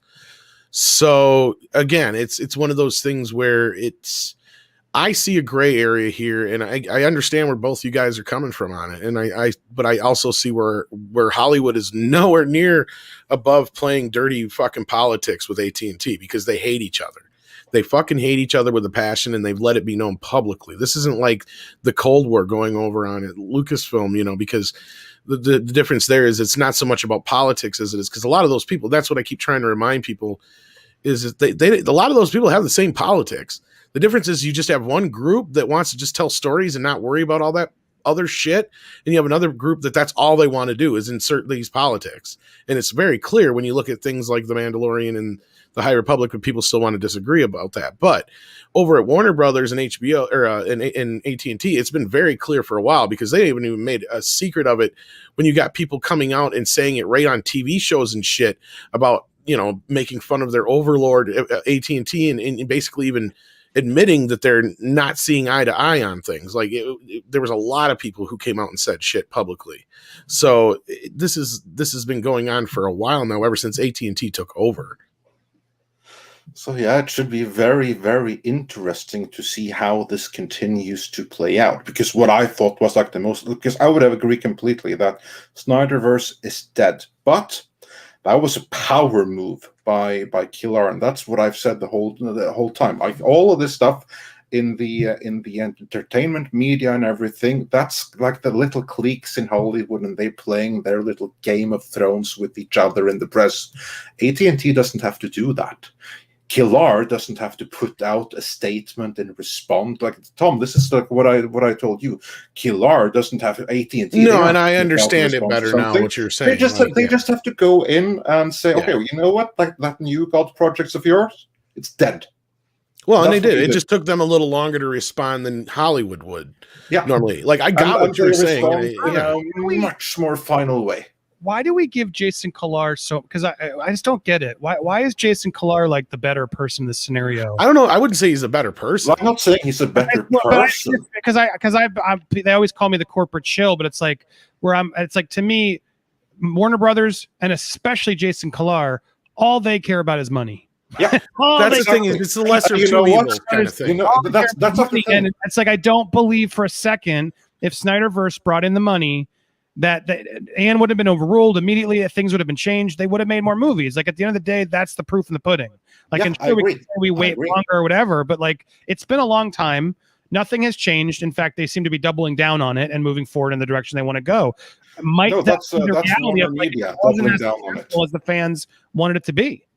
Yeah, that's well, I and again, like, I'm completely on the sidelines here. I'm just like pointing out that Kilar, it's not necessarily that he's a good guy. I don't think that he cares about fans one way or the other. However, he cares about profits.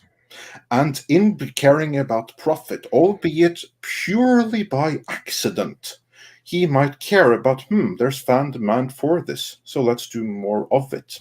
And that is something that appears to be completely beyond the thinking of many of those that venture in the cocktail parties that Anne Sarnoff goes to. Because, again, to them, they don't want to please the customer. From their point of view, the customer is a necessary evil who is wrong and that needs to be talked down to. And Andrew, I heard like your reaction when I like referenced Sarnoff saying that the fans were reprehensible. This is an actual quote. She put that out there in Variety, and it was picked up by the Hollywood Reporter, because That's horrible. the structure was that first they started with there were a couple of fans that said some nasty things to their executives, and I know that Andy, you have also had like some nasty interactions. I'm very, very well aware of that, not defending that in any way, shape, or form. But then they took like this, like this journalistic thing that you basically take a tiny, tiny little minority, and then you make them the focal point. And in addressing those, you basically send a message to the entirety of the fan base. That is what was done here. So it's even in the headline for the Hollywood Reporter that, again, it's not an exact quote, but the message is basically that the fans were reprehensible for wanting the Snyder Cut and for making it trend, and make it stop. It's dead. We're moving on. This is something that we think is exciting, and you should be excited about it too, so you can forget all about the Snyder Cut. Then we've had some leaks of the stuff that they feel that we should be excited about, and let's just say that everything that fans don't want, the last possible thing that fans would want, that's what they want us to be excited about. I have the quote here. She's responding specifically asked about the bullies. They literally ask her about the bullies, and that's who she calls. Yeah, but that's exactly what I said. They start with that, and then they expand from there. But yeah, it starts from that. She's talking about the bullets. She says but then they expand from there. Reprehensible. No matter what franchise you're talking about, it's completely unacceptable. She's talking specifically about the death threats and the bullying and all that stuff. Yeah, and she didn't call all fans reprehensible. Yeah, no. But again, that's the framing of the article, and then to the credit of Warner Media CEO stands up to toxic Snyder Cut fans. That behavior, that's the headline that went out there. Yeah. Yes, you're right. You're right. Yeah, that's the point. That's the point I'm making.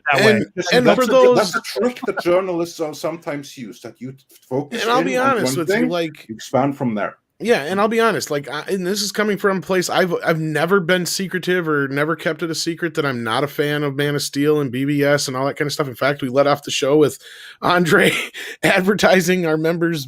We just dropped a video for our members where actually script doctor Man of Steel and fixed it, in my opinion. But no, like, so like, it has nothing. Again, this is not coming from us as like Snyder Cut fans. No, I don't care about Snyder. Exactly. In fact, it has nothing to do with Snyder. To me, it's more about you have fans that are actually willing to give you money, and you have the other people that are calling these fans whatever. However you want to look at it from what Andre's point of view just was, but at the same time, that's just it. What they're going to give us, if it's not the Snyderverse, and what they're going forward with is such an overcorrection, it's beyond what we want. It's more shit like Birds of Prey. That's the kind of shit they want to do. They wanted to do like New Gods. They wanted to do all this crap that was like way beyond like woke and beyond like junk. Like Wonder Woman 84 was an example of shit to come. That's what we were trying to warn people back then, and we got a lot of pushback on that. We're like, no, guys, we're trying to warn you. Wonder Woman 84 is not looking good. And everybody's like, oh, you guys are just fucking haters. It's like, no, listen to what we're trying to tell you. But it could be fixed, but was probably not going to happen, and it didn't happen because the pandemic shut everything down. But they were going to try and do reshoots, but no, we knew it was going to be a fucking train wreck. And that's exactly what the rest of this DC they got planned coming forward is looking to be, a big fucking train wreck waiting to happen. The only bright spot might be the Suicide Squad, and after seeing that trailer, I'm not so sure. Yeah, well, I think that's going to be fun, but again, that's an outlier. That's James Gunn. What Ann Sarnoff has planned for us, from what more Birds of Prey. Again, maybe Andy, maybe you know something more that we don't. Maybe they have hidden something amazing up their sleeve. But everything that we have heard, it's kind of like if you put us together and like create a parody of like the absolute worst you could possibly imagine that they could do in your worst nightmares, just for the sake of a parody. And that's what they're legit doing. There's also the aggregate of how many fans of the Snyder Cut and Snyderverse that they take a look at on the numbers on social media versus the numbers of actual views and watch time of the HBO. They might see, yeah, there's a lot of people out there that want money, but it pales in comparison to how these types of movies would have performed in a normal environment, and it's just probably not worth the effort. There's also that possibility to explore. Yeah. And that's also why I think that that they're still considering this. That it's gonna with streaming for a 4-hour thing. It's gonna take time. It's gonna take time to see exactly how it is and do calculations on like, okay, how much money can we spend on this and have it be profitable? Like, of course, if you were spend the kind of money that they would on the Justice League Part 2. It's never going to happen. No way. No. I think it needs to be something that can be done on like One Division or Captain or the Falcon and the Winter Soldier level budget. Yeah, if they can do something on that kind of budget, I think they must be considering that. That's not off the I table would not yet. be surprised if what we speculated like a year ago that they broke it up into the parts, because again, the movie is technically broken up into parts. If they broke it up into parts and released it weekly, they would probably have a better return on the numbers. But again, that came down to, I guess, contract negotiations, because it then changed from being a movie to being a web, a streaming series. So I think that kind of also hurt the people on the Snyder Cut side of things a little. I disagree on that totally. That's my biggest frustration with the Snyder Cut. It's like if you had told me, hey, Snack, you're doing a 4-hour miniseries featuring the Justice League, I would have been like, okay, yes, great, more time, spread it out. I do not think it was made as a series. I don't know why. Oh, no, it wasn't made as a series, but we said that you could cut it up because, again, the final product is cut up. He did cut it up, and from what I'm told, they couldn't release it as a series because it would have cost them more money from a talent. Exactly. Yes. But my point is, if they had cut it up in the chapters that he did have, I think people would have been turned off and been like, "What the hell?" I don't think it worked as a pieces. I mean, it worked from I'm going to go watch the Snyder Cut and I can stop and start when I need to. But if they had done I didn't think the movie worked at all. I wasn't a huge fan of it. I didn't mind the movie. Actually, everyone thinks I hate the movie. I didn't mind it. It's fine. But if I had watched that week to week and had to wait week to week with those sections, I think that wouldn't have worked at all. Well, no, and I brought that up too, Andy. To be honest with you, that's the first thing I said to Andre. I said I can see kind of why, if it wasn't a contractual or whatever thing like script, I think you originally brought that up too. And again, like I said, if it wasn't because of that, then it was clearly because they watched it. They're like, yeah, everybody's going to check out. Yeah, after probably the first hour. Yeah. Exactly. Only the diehards would probably be following it through. Because again, you're looking at the first 5 out of the 6 parts, or 4 out of the 6 parts where there's no Superman in it. Most of it. Yeah. So I mean, before we even knew how different, or actually, in fact, how similar Snyder's cut of Justice League was, because again, the rumor was like, yeah, there's tons of footage nobody has seen before that was shot. It's a completely different movie. Like, that was the marketing strategy. And then when the truth came out, it was like, no, it's the same movie. It's just longer, fatter, and has more slow-mo. So but prior to knowing that, we were speculating like, listen, if HBO really wants this to be successful, you would edit it away so that you could have several cliffhangers and release it weekly. So number one, you keep those subscriber numbers growing, and number two, you keep the conversation in social media. Yeah. But again, the result was pretty much what we kind of also suspected, is that it's the same film, but just 4 hours longer. And I guess the powers that be said, yep, we're dropping it all in one go, because there's no way we could probably market this any longer than that initial release. And I mean, I get the argument where people say, oh, it's not the same film. Yes, it's a different tone. And yes, there's much more to it. But in the end, it's still technically the same story, really. Let's be real here. The Flash runs a bit more. That's there's different elements to it. Yeah. I'll accept that kind of an argument, because I've made, the same hot take real quick on it. Because really, in the end, I watched the guy who's been breaking down all the scenes that are the same. And basically, if you watch it, a lot of what you're seeing is just Joss just cut down, a shot that took 2 minutes into 30 seconds, kind of thing. That's a lot of it is that. And I can't disagree that. And then the other points, you have like the first hour of the film, a good chunk of that is stuff we've never seen before, but that doesn't necessarily change anything. The only other big change would be Darkseid and like Superman's Dark side, interaction. Yeah. Steppenwolf's motivation for what he's doing. Yeah, but it does help. And again, it's the best of the Snyder films. I give it that. But That girl sniffing the sweater. Oh God, yes, sweater sniffer, sniffing the sweater and singing a song. But I was the one in my review where I said I would have rather watched a 3-hour theatrical cut of this because I think that would have helped the film. Like I would have rather seen what Snyder would have done with it had he been like, okay, you got your, carte blanche in the theater, but instead of being this assembly cut, which let's be real, that's what we got to see was the assembly cut with the little additions. And if he would have cut it down to like a 3-hour version, I think it would have been better paced. You can still cut that movie down to about 220. Exactly. Or even that. Yeah. Even less than 3 hours for that matter. But on the other end of it, going back to what Andy was saying before about getting all the people back together and the price of it, what if that was part of the reason why he did that little end bit there? Notice the only expensive person in there really is Ben Affleck. Outside of that, the rest of the people are pretty attainable. You know what I mean? Jared Leto being maybe the other exception, but I was going to say Leto probably has a price point. But he's got something to prove as the Joker. Sure, especially with fan perception. I mean, there's that great contingent that really appreciates him, but at the same time, there are so many people who still look back at Suicide Squad as just being abysmal and pointing at him as being one of the main components of that, along with everything else. So it's definitely interesting what that whole last chunk really means and what the purpose behind it is and what it was supposed to lead for. Yeah, indeed. Well, I'm just saying because he's got a problem.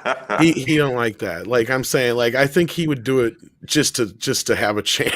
To take it seriously again. Yeah. Real? What was that? Is that really a tweet? Yeah, he got pissed. That's amazing. Just don't acknowledge it. Oh, I'm sure that Nicholson was very happy about that tweet, though. So. No, I'm sure he got a good that laugh. was Nicholson who sent it. I mean, yeah. Jackson. Like, let's see how the little shit acts after he sees this. That wouldn't surprise me in the slightest. Well, what's best is I got a Joker shirt that came out after all that stuff. It came out right when they announced the Joaquin Phoenix Joker, and he's the only one that's absent. It has Jack Nicholson, and it has even what's his face from the 66 series. Romero, yeah. And of course, it has Joaquin and the Heath Ledger Joker, but not Jared Leto's. Thank God.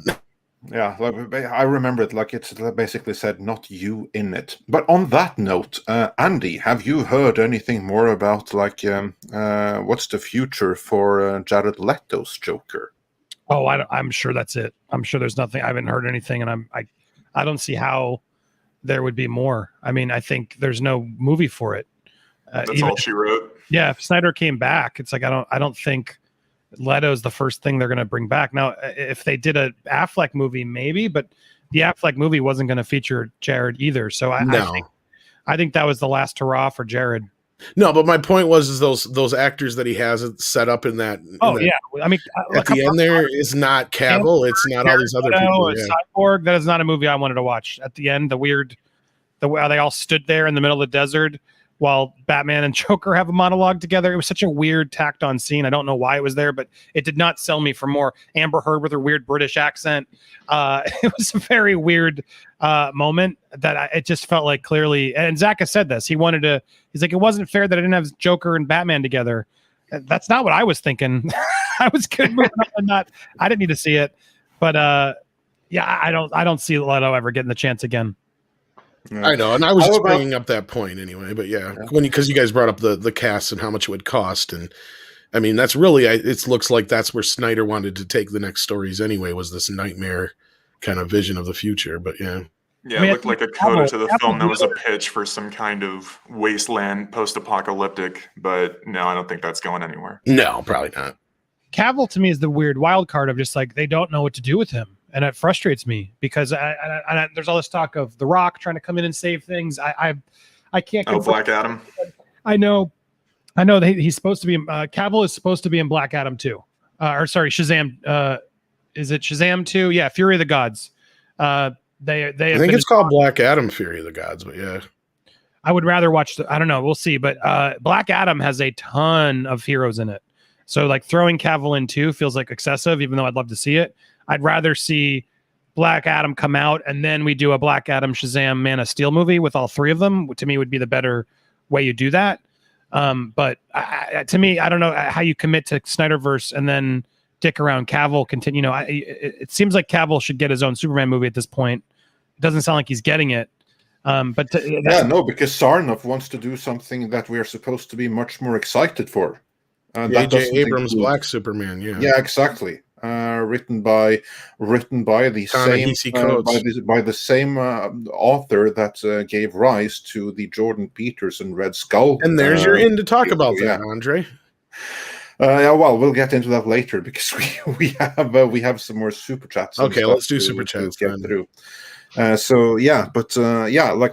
nice going, Warner, on organizing all of this for us. That's how to run a property, I have to say. Moving on from there, STR Red Wolf says, would it be best for the studios if they require actors and staff to get the vaccine before signing on?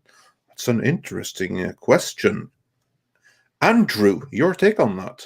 Well, I wonder about that because right now, while we're in production on In Search of Tomorrow, we're still abiding by standards for distancing and making sure that we have everything completely wiped down for all of our talent that comes in for interviews. We're doing full masks. We're continuing on with the protocols that have been in place pretty much for almost the last year.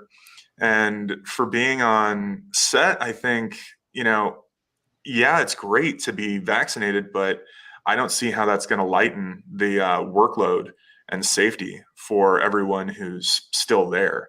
It's something that I think, of course, actors are still going to have to deal with. Of course, everyone on the team and in the crew are still going to have to abide by. Hopefully, down the line, once everyone's vaccinated and it can be eased, there'll be a little bit more of a regular type of production day. But right now, I don't know how that's going to change anytime soon, even if everyone gets their shots. It's just going to take time. Yeah. Andy, do you think that they could avoid the current Michael Keaton situation by requiring everyone to get the vaccine before even signing on? I don't think they can require it. I think they can try to make people do it, but I don't think you can make anybody do it. Yeah, maybe you can encourage everyone, but still there's going to be people coming in and off of set. Yeah, I mean, plus it takes a month to do it. I mean, I'm not afraid to admit I did it. I'm halfway through just because I don't want to deal with all the nonsense. At the same time, I don't deal with the bullying of why did you do it? It's like, who cares? It's none of your damn business. Do it or don't. But I just felt like I've done the flu shot. Okay, it's another dumb flu shot. They probably are tracking me. They're already tracking me on my iPhone. Who cares? That's the reality. It's like, it's people will do it and people won't do it. That's the beauty of it all. But I don't think Hollywood can make them do it. I think they're more Hollywood types are gonna do it for sure. But I think it'll help. But production's been going pretty good without even having to force that. So I think things are gonna get easier and easier for Hollywood's sake as more and more are vaccinated. I mean, here in Florida now, it's like anybody can go do it. I'm shocked it's people are getting access to it this quickly, but I hope that's a good sign. I don't know what to believe anymore. It's also so crazy. Script, your thoughts?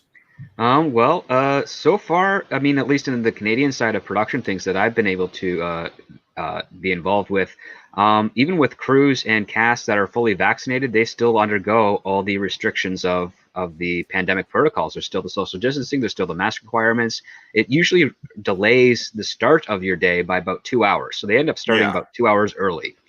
And and they in between takes and all that stuff, things are done. They still have people that jump in. They do sterilization. They do they put in like literally masks and the transparent face covers on their talent and crew before they get involved to like do discussions and stuff. And things are delayed.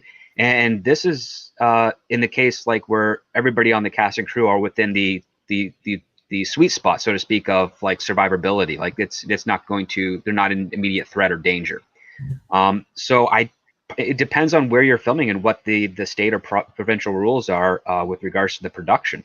So if they decide to shoot something in the future that's going to be in Canada, they're probably going to have more restrictions. And if they decide to shoot something in the future that's possibly in Florida or maybe Atlanta, there might be a little bit laxed stuff there. So that's going to change the expense reports and the whole production schedules of that are being developed for future projects. So it's really all up in the air at this point. And on top of that, there's also valid concerns from people that in productions that are like, hey, I'm a person who's like 55 and I've seen, people get, blood clot issues from this thing, and they want to, not take the vaccine at this point, wait for a better generation and still maintain all the social distancing and safety protocols as a result, because again, they don't want to worry about other complications. And that's only mostly to do with the fact that they're of a higher age. And back to what Michael Keaton's issue was, is like, yeah, he's got his concerns. He's 69 years old. He's in an issue. There was concerns with Patrick Stewart on Picard for season 2 on insurance in addition to that as well. So there are a lot of valid concerns, but I don't think it's, even as things open up, that those that want those restrictions in place are going to lax on them as quickly as we would all like them to. Yeah, Doc, you make a really good point that it really does affect the bottom line when it comes to production days and time delays. And that really does go across every aspect of the entire day. I mean, we even have transportation being affected by having to do sterilization, wiping everything down, making sure everyone's masked up. And the preparation for that, yeah, that really eats into how much you can film in a day. That's just the reality of it. Yeah. And moving on from there to the next question or comment, Dyrus says, I don't care at all for the multiverse shtick. However, no one is talking about the best Batman, Kevin Conroy. Put an animated Batman like Roger Rabbit. Well, actually, you have 4 seasons of the animated Batman series, which in my opinion is the definitive Batman, no matter actually what. Actually, is on HBO Max right now, I believe. In high definition for the first time. Well, they released the Blu-ray. I had the Blu-ray last year. Yeah, you have the Blu-ray, but there's also Superman, the animated series, which in my opinion was even better, and that is on high definition. It's on HD. Mm-hmm. When is my Blu-ray out, Warner? Oh, that's right. You closed down the Warner Archive. Yeah, you did. So forget about that. But luckily that's there, because I remember when I first saw Man of Steel, and that's the first time I actually watched Batman the animated series, and I was watching any kind of first inspiration from that. Yeah, I was watching the first 3 episodes of Batman the animated series, and then Man of Steel, and I was like, shit, the animated series really is better, isn't it? Yeah, it is. Superman the animated series is amazing. If they would have just took, and that's kind of where I drew a lot of inspiration for my script doctoring of Man of Steel from. Between that and just kind of, just overall general Superman isms. But yeah, that series is awesome. It's fantastic, really is. And even Darkseid and the new gods in it is amazing. You even have Jack Kirby making a quasi cameo in it. Yeah, they also modeled, I think, Sergeant Turpin after Jack Kirby. Exactly, that's what I mean. Yeah, that's what I mean. That was his quasi cameo. That was Jack Turpin. And they had the visuals, the typical the visual Jack Kirby, and the voice cast too. Oh yeah, we got Dana Delaney as Lois Lane, which they fell in love with her when she was doing Batman: Mask of the Phantasm. They got Tim. I'm forgetting his name right now. He's on Wayne. Daly, I think it is, isn't it? Yeah, Tim Daly as Superman for. And he's probably the weakest of the bunch. That's the sad part. Well, George Newborn came in to replace him on Justice League because Tim Daly was occupied with another project. But George Newborn did a great follow up for that as well. Yeah, you had fucking what's his face playing Metallo. Malcolm McDowell, and you had who was it who did Lex Luthor again? It was John DeLance. Clancy Brown. Clancy Brown. That's what I was going to say. John Clancy Brown doing the Clancy Brown. Lex Luthor. I mean, it was just an all-star voice cast, man. It was amazing. Yeah, it really was amazing stuff. And I wish that that DC Michael on Ironside film, is, whether it be Ironside, Snyder or anyone else, like whoever it is, if they could just come up to the heights of the Timverse. Speaking in of live Clancy action. Brown, he may pop up in this trailer we're going to show here in a little bit. Oh yeah, it's very true, very true. We'll Something get back to to get that excited in a- for. Yeah. Because he's the Kurgan. Oh man, gotta love Yeah. Highlander. Yeah. We'll get into that trailer before long. Until then, I want to go through a couple of more comments here. Valiant Renegade asks, is Ruby Rose not available for Batman? She can play both genders, right? Woke points. So, yeah. And I don't think that she's going to be welcome back anytime soon. Andy, have you heard anything about that? Like, is she welcome, or because she was kind of like hinting, like, "Hey, They're I'm available, recasting I'm her. available," and then Didn't they you hear, recast her. Andre? I know, Oh, yeah. that's what I mean. I thought it was like funny, but first she put it kind of like out there. Hey, I'm open to returning, and then like the day after, boom, recast. So that her agent putting her out there evidently didn't work. What have you heard about that from behind the scenes, Andy? Oh no! I mean, they've just recast her, and she's done. I've reported on that extensively. I had a crew member. I had sources from the set, and then I had a crew member come on my show. I had to use a voice changer so they didn't get in trouble. But yeah, she totally fraudulent. You can look it up on Popcorn Planet. The interview is fascinating. But she fraudulently like made an insurance claim against the studio and lied. The crew hated her. Like they want nothing to do with her. She cost them a fortune and was a complete pain in the ass on set. Yeah, exactly. She left a bad taste in all their mouths, and they don't want her back. That's kind of like what I wanted to get at as well. Like, Andy, you have covered this in detail. So everyone, I know that some disagree with Andy on certain amount of topics, but regardless of that, go check out his channel Popcorn Planet, because you do a lot of great work and you have some great content and great coverage. So thanks, it was fun. It was a fun conversation. I mean, it was a sad. There was like another crew person who ended up getting actually injured, and I remember that. Money, and she said nothing about it. And then meanwhile, she used an injury she had on some film she shot in Bulgaria, or I don't know, somewhere in Europe or something. And she used that and tricked the insurance company to believe that was from an injury on the set of Batwoman, which it wasn't. Oh, so that thing that was she had out there, how injury, she injured herself, that had nothing to do lied, with Batwoman at all. The stunt person who was in charge of Batwoman has now gotten screwed over because of that lie. So she sucks. It's the bottom line of that story. But you can hear the interview with the crew member. He got more specific, and I broke down a couple of that story. If you just look up Batwoman on my channel, you'll find it. Yeah.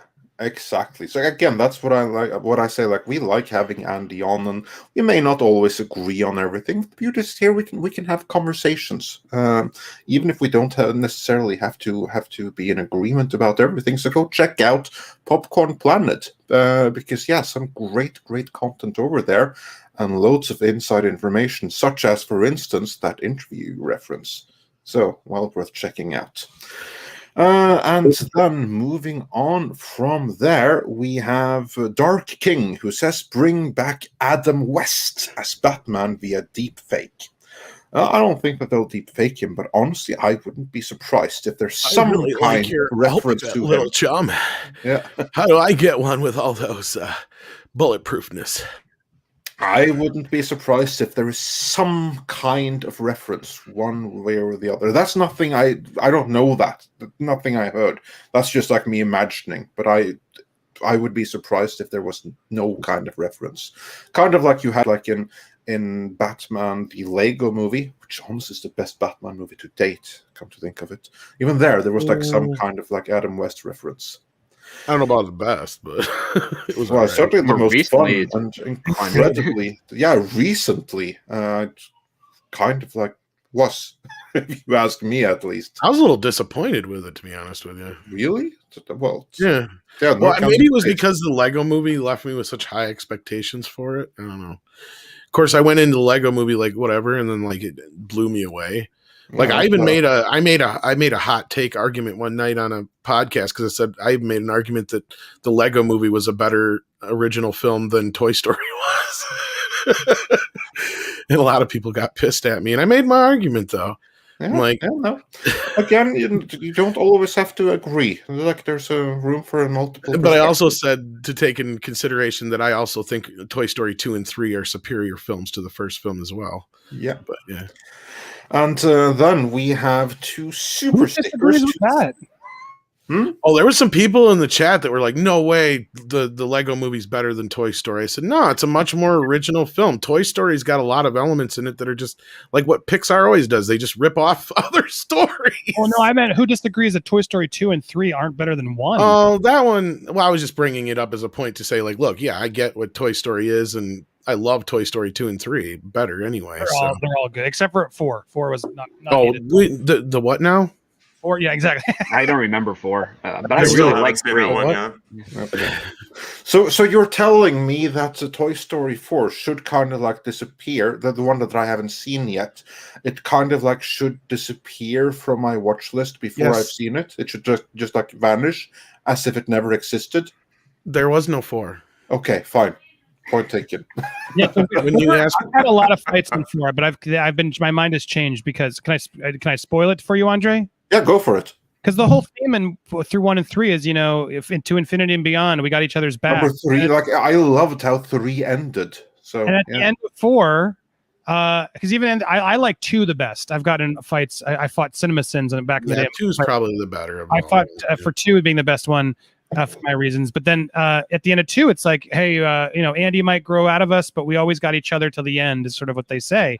And so 4 decides to basically Woody leaves to go follow the girl. You're just kind of like, really? Follow Bo, right? Yeah. Yeah. But Yeah, so 4 girls go up. when I saw it, I was kind of like, well, that's interesting because Bonnie, because I'm really into Toy Story guys, but like I've had this debate in detail, but it's like Bonnie didn't like Woody. Woody's sort of like living in the closet there and getting dust on him, and finally meets the girl and has never gotten to live his life. And there's like a little bit of like a, the parent who finally gets to move on with their life that I thought, well, that's pretty ballsy. I could respect that.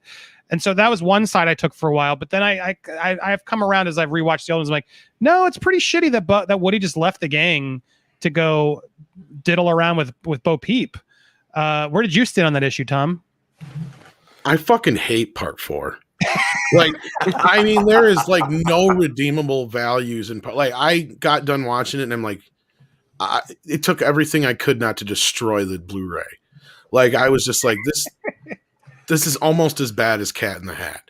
Like, I'm talking about the Mike Myers one. Like, there's anybody who knows me has said that I'm not one for destroying film elements, but I've said if I could, there's maybe a few movies, and that's one of them, Cat in the Hat. I would go and destroy every single film element of that movie so nobody could ever see it again. Every DVD copy, every VHS copy, the fucking negative, All the prints, everything. Yeah. everything. Toy Story 4, I would destroy the fucking hard drive that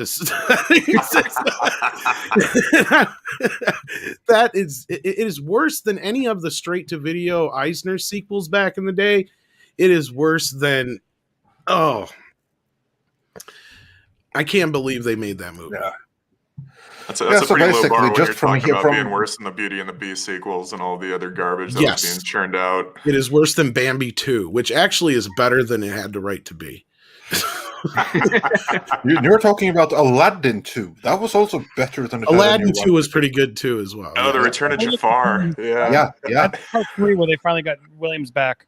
Yeah, but there's only one good joke in part 3. And that's the joke I've tried cutting into videos like 3 times now, and Andre keeps making me take out. And that's the one where he goes, "You're Thor?" "Yeah, I'm Thor." "Well, it hurts." Well, you just have to find the right place for it, and you haven't so far. Keep on trying. All of them in a carnival. You're just like, why? And then resorted to being in a Winnebago the whole movie. It's like it serves no purpose. I sort of like I was okay with it after I saw it. My kids liked it, and I was like, all right, I guess it was. And I thought it was ballsy that they let Woody like basically go like sex it up. But then the more I sat with them, like, that's a terrible way to end the movie. Like, no, they're supposed to, no matter what, the toys are there for each other. It should have been about him bringing her back, and that was the problem I had with it too. It was all kind of. Well, there was a whole bunch of drama too. Like, don't get me started on John Lasseter and what happened to him. Oh yeah, we've been into that several times. Because it's like, that was clearly one of the last things he was working on, and then he clearly didn't finish that movie. And then I think it was Rashida Jones wrote it and fought. They were fighting a lot throughout that process. So I wonder who's really responsible for the ending and where It wasn't him. Yeah, it's so sad to ugh. Oh, I know a lot more Gentlemen, about that. I have heard enough. You have convinced me that it's a good thing that this fan fiction never saw the light of day. Yeah, Thank don't God show your this kids movie that was never crap. made. Well, and the other And tip I always tell it shall promptly disappear from my The shorts, watch however, collection on Andre, Steam. the shorts are fun. There's a bunch of shorts they've done. Those are fine to put in between. But I always tell parents, I did it with my kid. I held on to Toy Story 3 longer so they could watch it with a little bit of the to grow up a bit and experience it. Because I think if you just Oh, obviously, yeah. turn through 1, 2, 3, 3 is not as effective. Like 3 was such effective for me because they released it so much later where Andy's grown up. Exactly. And I think you want to you just. I always advise parents, if you can pull it off, save Toy Story 3 so the kid can have grown a little bit, and I think they actually will really appreciate it more. Exactly, because we all were of an age where we could identify a little bit more with that. Obviously, but just from the time when from the first to the third being released, so that was a great way to end the franchise. But moving on from there, we have a couple of more comments that I want to get to. Michael Miller said, we can get Kevin Conroy or Clooney back. And then he said, studios only deal with money, unless you're Viacom, who flush it down the toilet, obviously in reference to the recent announcement of a Star Trek movie now having a release date with J.J. Abrams' Bad Robot attached. And yeah, I do agree that this is flushing money down the toilet. Well, We'll if get I'm not into that mistaken, in due that's time. two different projects that have been talked about now. Because unless somebody knows something different, the one that was talked about with the writer from Discovery is a completely different project from this one that they have an actual date for that they announced. Yeah, that's not the same one. The one that the writer from Discovery pitched apparently went nowhere. Well, So and this from is what I'm something hearing, else. and this is what I heard about this, and again, take this with a big grain of salt. What I've heard about this movie that's being announced right now that's coming in 2023 may already be in more production than we thought. Yeah, because there is a secret production. We've reported. Well, this is not before. even that. It may not be the one that I thought it was anyway. And this is what I heard, Andre, and this may not even be something you heard yet. That this one that's being talked about right now that they just announced is actually an animated film with Kiefer Sutherland doing a voice. Oh, wow. First I heard of it. I wonder what that could even be. And what Kiefer would be doing. I just kind of heard this rumbling from somebody, and I have no idea how true that is, but that's what I heard this newly announced project is. Because what I have heard is that there is another project that is in some kind of development that's being ramped up. And exactly what it is, have not been able to ascertain. In the previous video, we speculated that it might be the Khan thing with Hedge. That all we know for certain, or what we have heard in no uncertain terms, is that in addition to season 4 of Discovery and Strange New Worlds, there is one other thing that's being ramped up and prepped for production. But exactly what that thing is, can't say. Not yet. And can't say as in we don't know yet. So it could very well be what I just mentioned. That seems weird to me, because you wouldn't ramp up production on something animated. Well, that's something they could have done in the time that this whole thing was going on, with things being shut down, though. Yeah, that absolutely. And they have in-house, don't they have in-house animation teams with Nickelodeon and all that kind of crap? Yeah, they do, but Bad Robot wouldn't be able. Yeah, they would be able to extend the license, but they wouldn't be able to get the kind of production fee that they want from it. That's that's the thing is, from what I've heard, it has more to do with getting that fucking license extended. JJ, yeah, exactly, and that could have been a way he secretly got it extended without us knowing it. See, because that was where you and I were kind of, not going back and forth, but we were like, well, is it or isn't it kind of thing? Because we keep hearing this, that, and the other, and then anyway. Andy, do you know anything about what's going on with Star Trek? No, I don't. That new movie was a surprise to me as well. Is it I know, is it the Tarantino one? Is it the sci-fi? No, that's dead. That's No. dead. That was never happening, and it's never happening. That makes me sad because I just want to see it from a curious. I'm Me sure too. I'm so curious how it would have been, but yeah, no, I don't know any of the new. I don't know what's going on in that Star Trek world. I just know they're desperately trying to bring Q back, which makes me incredibly sad. But I'm gonna watch it. Aren't you gonna watch it out of curiosity, Tom? I mean, you have to from a viewer point too to even hate watch it. Oh, I think he just died. All over. No, honestly, you know That's what? what I did is I died because I'm not watching this shit. There's actually a fair chance that we God might. damn it. But like, for instance, just look at where's our Falcon and Winter Soldier reviews. I mean, like, because the first season of Picard is honestly the worst thing I think I've ever suffered through. And I don't want to put my team through that kind of suffering again. We might sit that whole thing out. You got at least. I'm serious. We might sit that whole thing out. Well, I because would Discovery was. watch it. Just you and Tom do it, and then don't make anyone else do it. Well, if Don't bring me into this shit. We have to set of us Tom up are with a worried, it's defibrillator. always wrong, so Yeah, we can but anyone suffer and we can laugh at his reaction. They watch it. But yeah, no, that's. I was like hoping I would be ended because I suffered so much. It really pains me, both like Discovery and Picard. I don't know which was worse, the end of season 3 of Discovery or season 1 of Picard. I really don't know which was worse. I can answer that because Discovery, we can discard it. Yeah, exactly. Yeah, Picard was worse. Picard's worse because that last episode with the last bit of everything that happened in the last part of Picard is single-handedly the worst moments in Star Trek history ever. Yeah. Period. That includes Spock's brain, which is a masterpiece compared to all of it. Andrew, have you seen, do you know what we're talking about? I don't know about the end of Picard, but I have stayed very far away from Good that for you. just because. Yeah, good for you. Good for you. You know, my personal love, of course, for TNG and my sanity. Yeah, of course, that's the thing. That in order to preserve that, you must never ever watch Star Trek Picard because that will retroactively affect your love of TNG. Because you know what my problem is?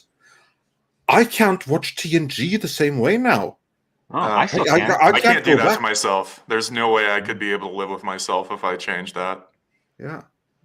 No, I have no problems going back watching TNG episodes after Picard because Picard is so far removed from anything Star Trek that it doesn't. It's quite easy to just say that this is not Star Trek. And yeah, I have to keep on I've still reminding watched like myself first that. 2 seasons of Star Trek, The Next Generation.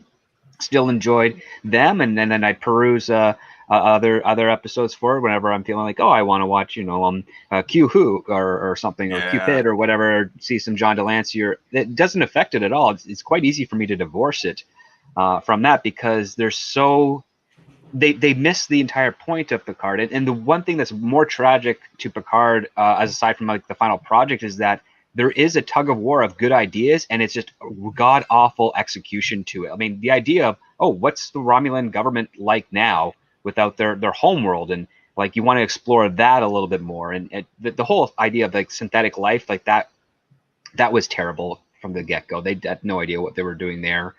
But like, yeah, they introduce these interesting concepts and ideas, and then they completely go in terrible directions with them, like the Malat or whatever the heck that was. That was just copying Bene Gesserit from Dune, and in a very like a casual way. Like they didn't even take anything of interest from it at all. It's like, let's just do the costumes and make them on Candor. Like, this doesn't feel Romulan-esque at all. Like, why go this way? And then the whole AI and like another dimension of artificial intelligence that wants to wipe out normal sentient life.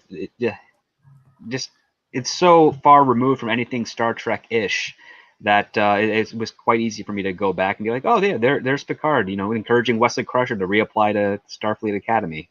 Like that was way easier to buy into. Yeah, maybe it'll be easier if I try again now when I have more distance to it. But like when I first tried, I was traumatized. The wounds were too fresh. So yeah. But anyway, moving on. Then we had Anti-Derivative Jill sent us a unicorn super sticker, and Crazy Cat Guy and Gran Wasu42 both sent us kitty thumbs up super stickers. So thanks so much for that. And Cyber Soldier the Third says, I'm an AT&T shareholder. I'm going to try and ask a question about the Snyderverse and if they're going to continue or not. Okay, listen to me. If you get the opportunity to ask that question, remember to preface it with context. Preface it with the fact that here there was actually fan demand behind it and everything. Instead of just asking the question, preface it in a way where they can't weasel out of it, like Bob Chapek did when he was asked direct questions and he was just giving the question without any context. Provide a very brief context first, so there's no room to wiggle out of it. That's what I would say to that, and then I hope to hear that said afterwards. We should open up a secondary wing where it's like, just if you have questions for just stockholder questions, run them by us first, and we'll fix them up for you. Yeah, actually, I said this like after like some guys like had some choice questions for Bob Chapek. I was like, oh, couldn't you have sent them to me first? I would have touched them up for you. but yeah. But no, absolutely. Like, if you're a shareholder, you are entitled to ask. But if you are lucky enough that you can get the time in, make sure to give the context so that there's no wiggling room out of it by completely missing the point. Then we have some very, very cool questions here. So, Tom, you might want to get a certain video clip ready. While you're prepping that, hey, Andre, sorry, I have to go get my kid, surprisingly. I didn't know I have to do this right now, but thank you. I'm dipping out. No problem. Oh, yeah, no problem at all. Thanks Andy. for joining us today. Take care, Andy. Sorry I couldn't stay longer, but always fun to chat with you guys and everybody in the chat. Thank you guys for having me. See you, Script, Andrew, everybody. Thanks for having me. Great talking, Andy. This is awesome. Great talk, Andy. Yeah. All right. Take care. It's funny because I asked Andy because I thought Andrew was only going to have an hour, and Andy's the one who had to leave early, and Andrew's still here. So, well, production for me starts in about 25 minutes. So, all right. Then it's actually really, really good timing. So, Tom, clip ready, because Tiberius Monk says, "Hail, Midnighters! Glad to see Script, Tom, Andre, and Andrew. Loved the new trailer for In Search of Tomorrow. Hope to see that trailer played live." So, Tom, Tiberius Monk hopes to see the trailer played live. We can't disappoint him, can we? Well, all I can say is Tiberius Monk. Weird, buddy. You're weird. Did my thing just freeze? 1980 science fiction has There we all go. of those elements that make greatness in cinema and storytelling. Buckaroo, what's up? It's an amazing period of sci-fi. There were sci-fi movies that you began to take seriously. The characters were stunning, so you can relate to it. It was very entertaining and frequently very touching. It was a fantastic experience, and I had a gas. I loved looking up into the stars and imagining what's up there. Time travel, multiple versions of yourself. A lot of those movies are really awesome. Sometimes sci-fi does reflect what's going on in society. Running Man preempted reality TV. This little movie predicted the world that we're living in right now. Like Kirk could talk to somebody in their watch or their little phone. We thought, oh, that'll never happen. Scotty, beat me up. I just loved that stuff growing up. I like it if there's a bit of a human element. No matter where you go, there you are. You go through so many different emotions. Can you say E.T.? Jeff Bridges, he is Starman. Yes, that was me in Galaxy of Terror. Blade Runner was just amazing. More human than human is our motto. Road Warrior today is more relevant than when we shot it. You can run, but you can't hide! When anybody says which is the best Superman, they say 2. Dune, Universal thought this thing's going to be huge. Terminator, Jim had a certain vision. I'll be back. In Predator, I was the ultimate tough guy. I ain't got time to bleed. It still plays. Vasquez, she was a soldier. She had nothing to lose. Sigourney just took care of me on set. Get away from her, you bitch! RoboCop 1 is a one-off. Your move, creep. Paul Verhoeven made us care. The costume is not like this. The costume is like this. Laser guns, lightsabers. Star Wars set the bar. The aliens, the world building.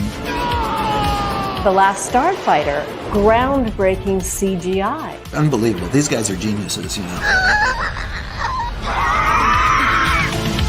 It's over, Prime. Gordon's alive. Shall we play a game?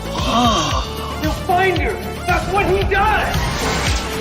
S.D. Bliskin. Call me Snake. Oh, Back to the Future. Great Scott. They're kind of cheesy. It still was like this wonderful cheese in a way. So many amazing sci-fi movies in a single decade. We felt so creative and we were so loose. There will never be another time like it, ever. I mean, it's all classic. You've got to look at it and be proud of it. Can't we go back to what I grew up with, which is the beauty of sci-fi and imagination? My God, it's full of stars.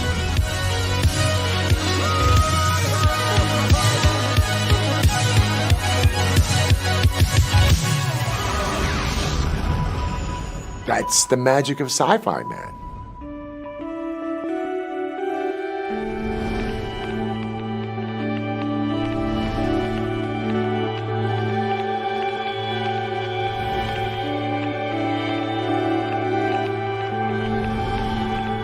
There you go. You heard it, folks, or saw it.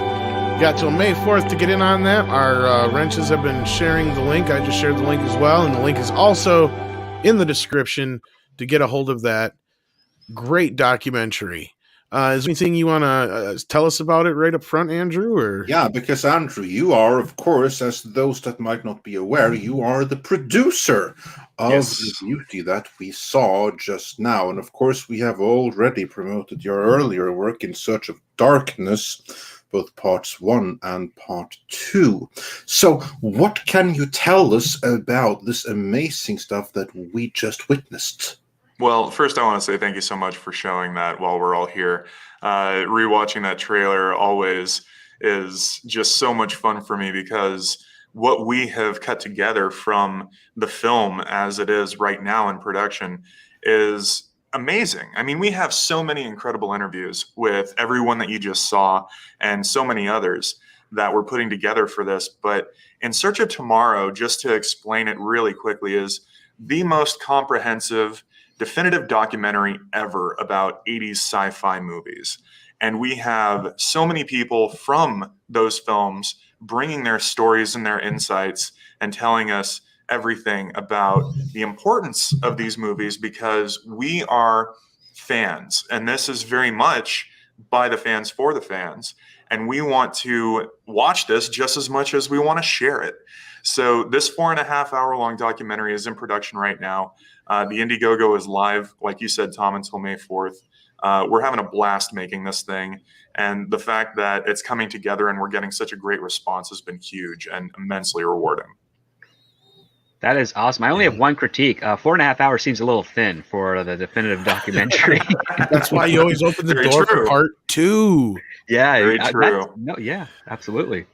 Well, what we've done with In Search of Darkness, which is 80s horror focused, is we have brought In Search of Darkness essentially part 1 to the world. In 2019, we released that.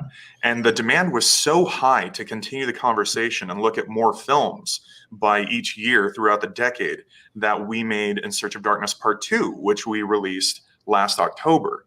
And that was more expansive from even the first one, where we covered all of the mainstay favorites and all of the greatest hits of 80s horror.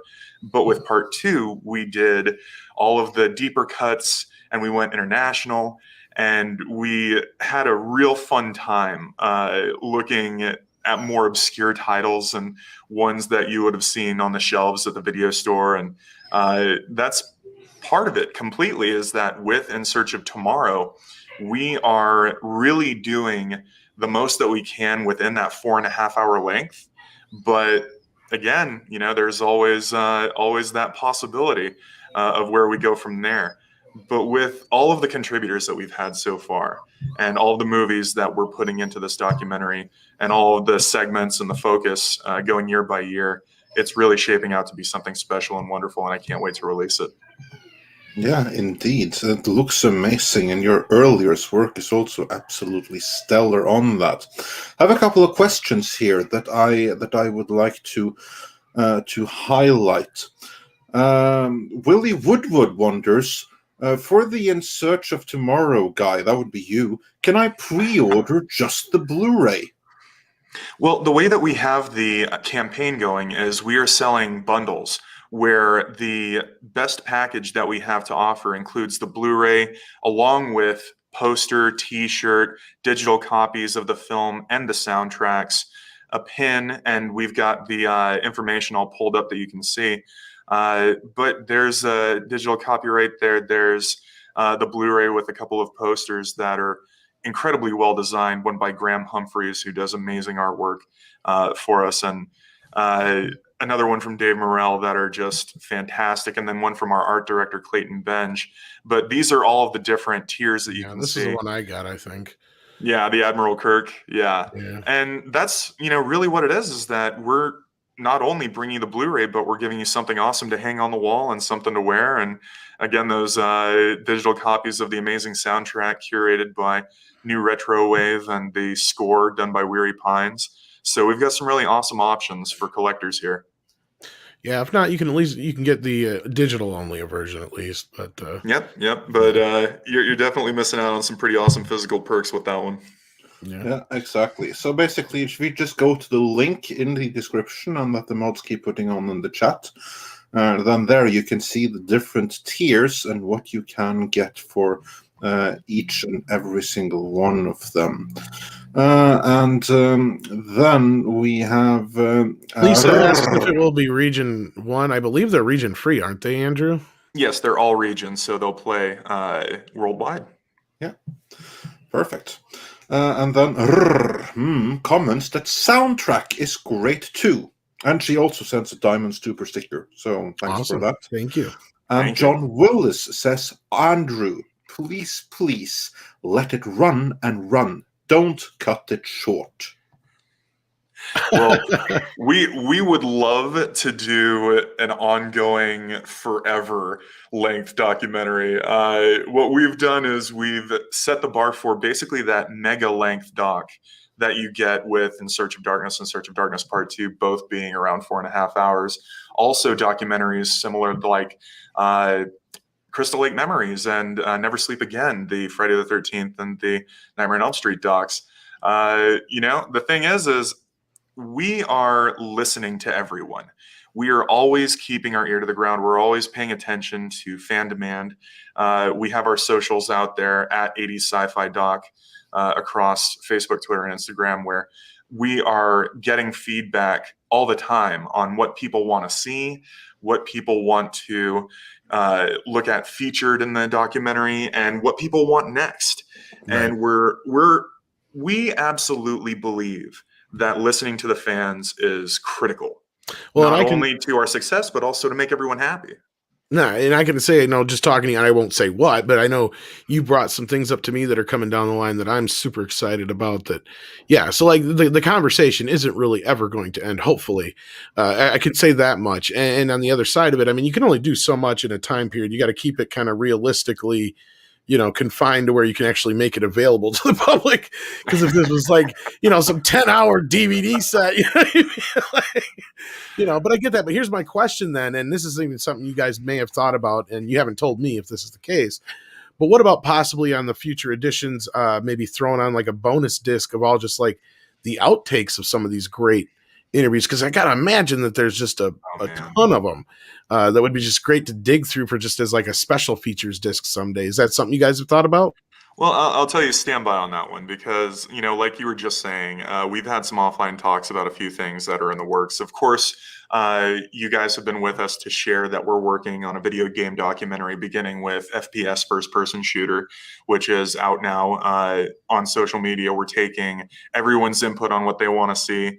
That one's in development, and the production on that will be kicking off very soon, which is really exciting. But as for bonus content, we've got some really special stuff in the works.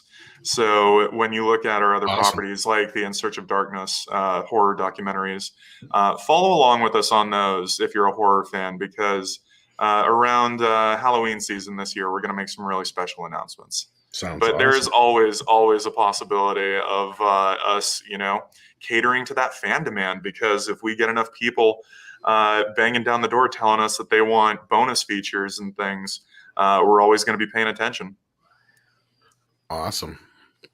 All right. Very cool. I also have to ask you, because you have some very, very cool talent involved there, and some of those people we've spoken to ourselves. Like we've had Vernon Wells, we've had on here a couple of times. Yeah, Wes. So it's always cool to see them up there. Yeah.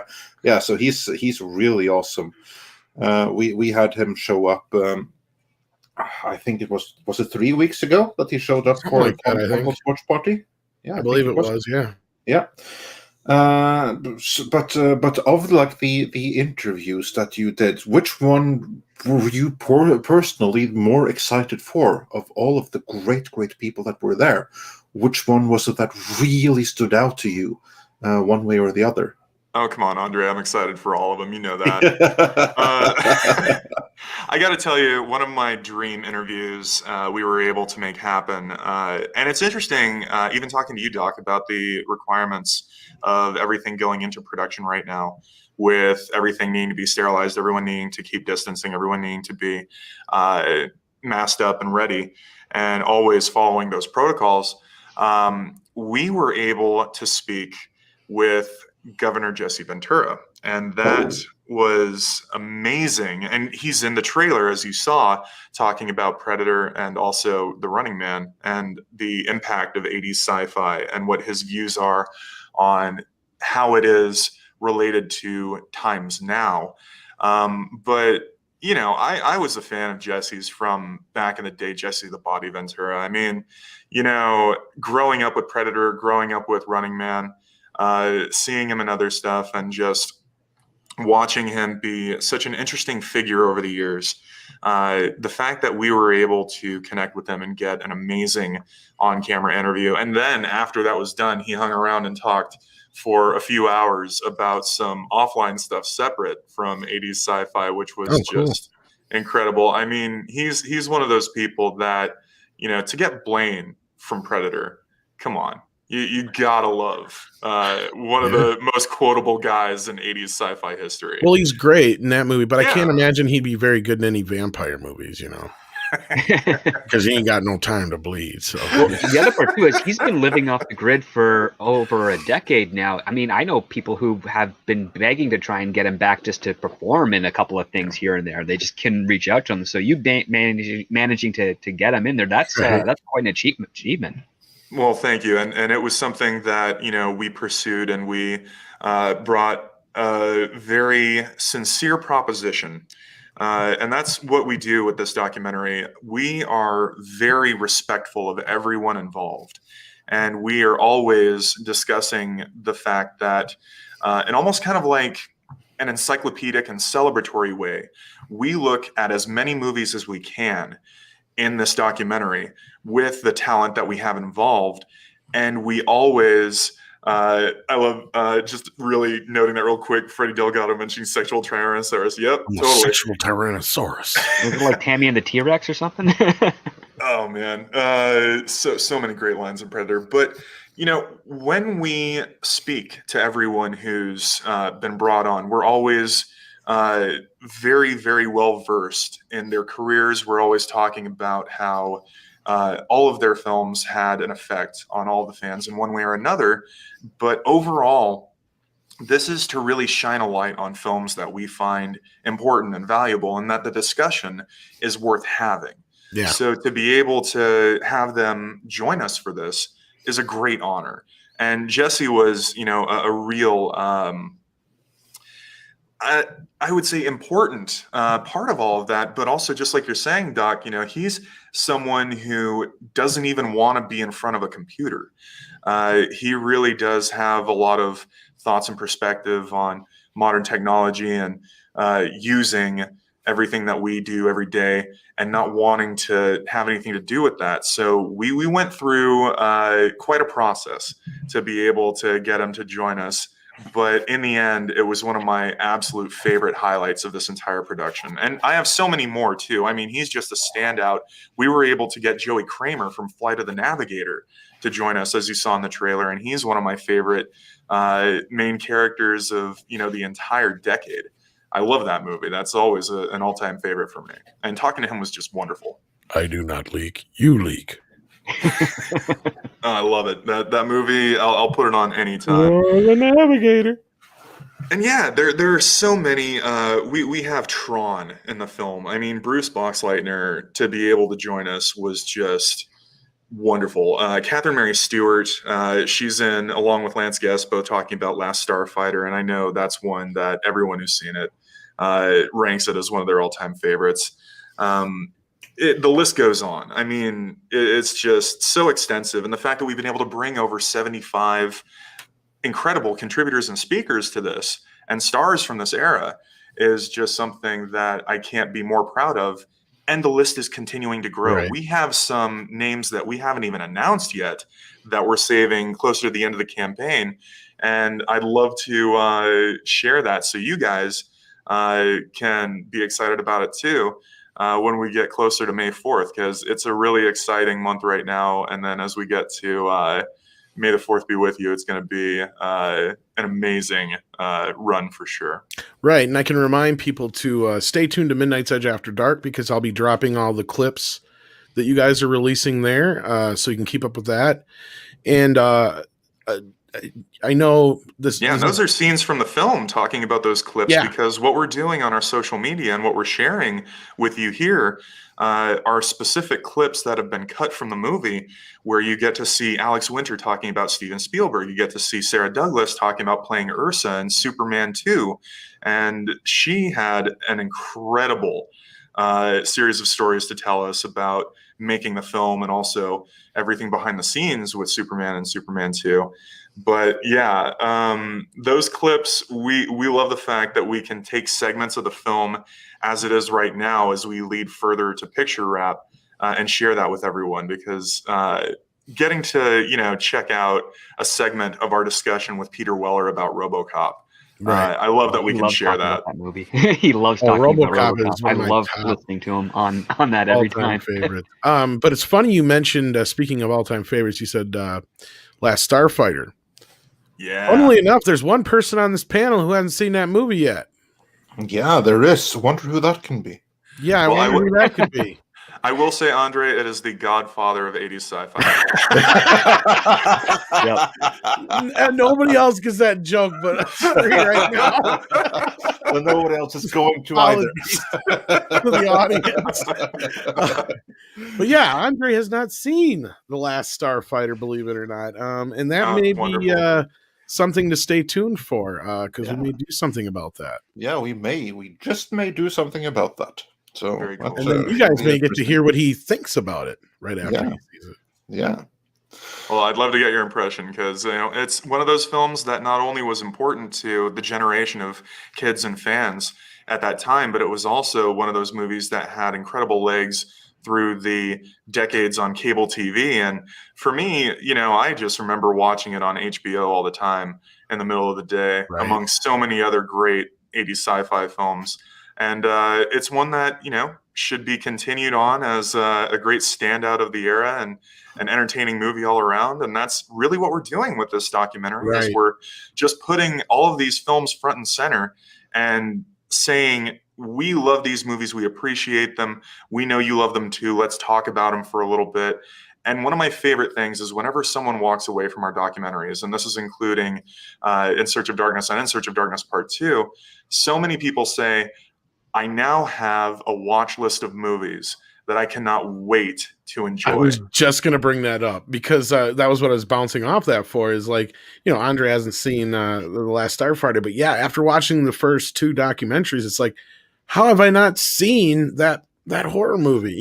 So I'm assuming there's going to be a few on this list too. Actually, I had that moment already. I'm like, what movie is that clip from? That looks cool. I have to find that out. And you got Krull in there, man. That's awesome. yeah. We got Krull in there. We got Metal Storm. We've got some talk real about deep a movie cuts. that needs a new Blu-ray. Got, Superman 3. I saw that clip there for when the sister gets turned into the robot. Yeah, that was badass. Nightmare fuel, pure kinder trauma. I love that bit so much. Yeah, We've also even got Robert Englund coming in talking about Galaxy of Terror. So you really do have that whole run of the mainstream favorites and the biggest hits, and also some of those really obscure deep cut ones that the hardcore fans know too.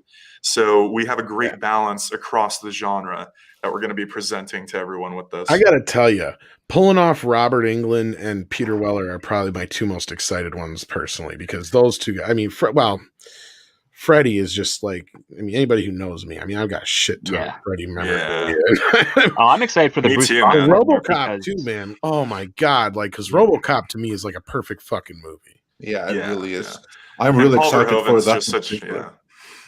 Yeah, absolutely. I know we're all RoboCop fans, and just like you were saying, Doc, Krull being a huge favorite too, and the fact that Bruce is with us to talk about Tron, but we're going to be highlighting our favorites, and it's something that I can't wait until we're able to show everyone and release and get out there. Do you talk about Short Circuit in there? Somebody asked about that in the chat, because that's another. We do. That's absolutely one of the ones in discussion. Absolutely. Because I see Little Shop of Horrors is in there, and of course everybody knows I love Gremlins and all that kind of stuff. So I'm just so happy to see all these movies are getting attention, and it's just awesome. Of course, a lot of people love Flash Gordon. And Back to the Future, that's another perfect sci-fi film. Terminator, Aliens. there's so many great sci-fi films out there. It's just amazing.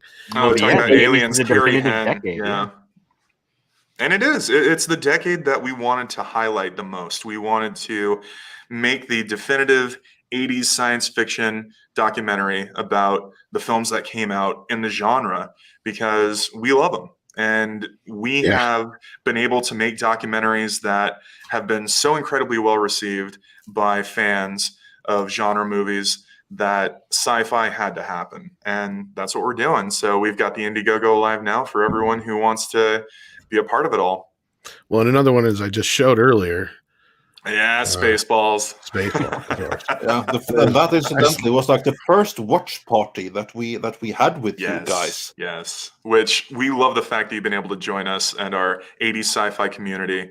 We have an In Search of Tomorrow Discord for everyone who has backed and pledged for a copy of the documentary. And that's something that we have every other week. We have watch parties and clip show Q&A live streams with special guests.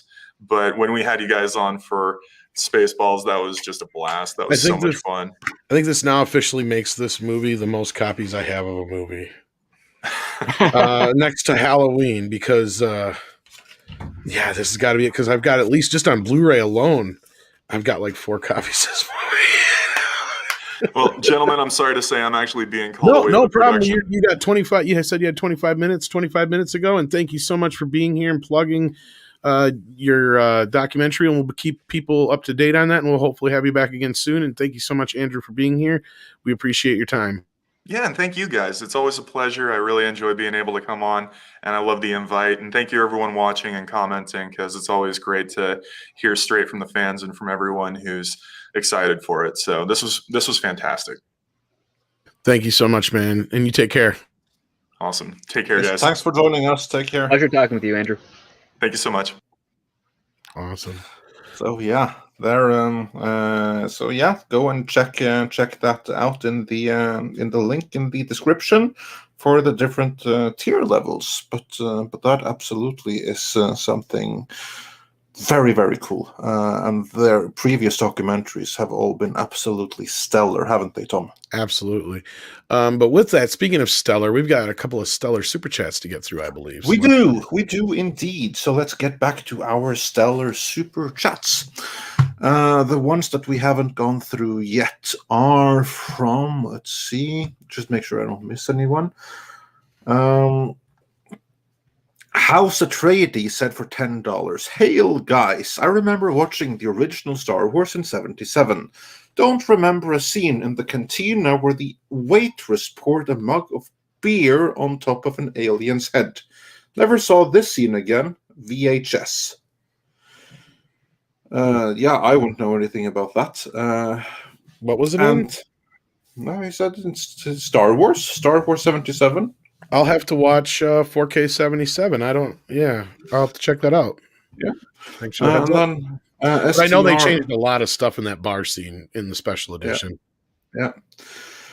And then STR Red Wolf said, "I backed In Search of the Future earlier this stream, and I think I need to up my pledge. Well worth it." Well, glad to have connected you with something you liked. And then John Willis said, "Yeah, we got that one." And then Meredith G said, in relation to the earlier question, "Any questions related to Snyderverse should relate to potential value for the company and return for the investor." Yes, exactly. This is what I said before. So if you ask a question to AT&T as an investor, you have to frame it the right way, because otherwise they'll weasel out of it. Eric K says, "So from what I gather, Tom's secret favorite movie is Toy Story 4. See what you did, reverse psychology." And on a completely different matter, Stephen Alton says, "I will destroy every disc if Snake Eye talks or shows his face in the next G.I. Joe movie." Rob would probably help you with that. Oh, I'm sure he would. He would help you locate them and then step on every single one till they're all broken. And then Dash D says, "Anyone know where I can get a lobster to clean my room so I can criticize Hollywood and pet my cat?" So, I'm just going to refresh before we get into that particular matter at hand. Well, I want to just bring this up. Every time Tom turns on his camera, I just want to say symmetrical movie stacking, just like the Philadelphia mass turbulence of 1947. This is me spending way too much money on a Kino Lorber sale, but I only managed to accidentally order one movie twice, so that's a good one for me. That is good, but that is a quite impressive stack you have just there. Some classics here, though. I'll show you guys after the show real quick. I mean, I got some good ones here. Some I know Andre will really be into. Show me. I already got the Pink. Well, I got the Pink Panther movies already. Oh, nice. Which ones? I already got, but now I got the actual animated. The anime. Oh, is it on Blu-ray? The animated cartoon. Yeah, and I got the Inspector as well. It's down here in the stack. But yeah, so I've got all those now. I've got the complete Pink Panther, everything now, even the bad movies. Oh, very nice. Yeah, they still belong to them. Until we get to the point where we actually can go and destroy every single copy in existence of the bad ones.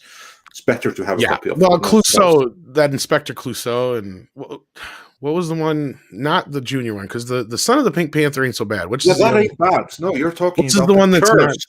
The Curse. Okay, Curse. Yeah, that was a real embarrassment. Yeah, okay. Yeah. That was so embarrassing. They barely released it on DVD. Yeah, I've got that one, but I have never seen it yet. Yeah, there's no need to. Really, I just want to see how bad it is. I saw it on TV, and I remember turning it off. I think I may have seen it on cable back in the day, but I think it was Son of the Pink Panther is what I saw. Yeah, and that one again wasn't half bad. The problem was that it became so bad because it was like desperate cash grab number 3. What I want to do is get my hands. Speaking of script, since he's here, I want to get my hands on the unfilmed final Pink Panther movie that Sellers himself wrote. Oh, you mean yeah, the that's romance a of the tough Pink one. Panther? Yes. Yeah, think I that's a have that tough one to find. I want to read that. Maybe if we could find that, we would definitely do like an audio play, but I don't know how you do the. Well, I could do Clouseau, or one of us could, even Rob probably could. But no, but the whole point would be, how do you show the slapstick humor without doing pre-animated clips or something? Yeah.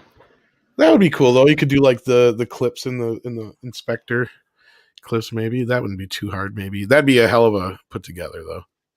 Yeah.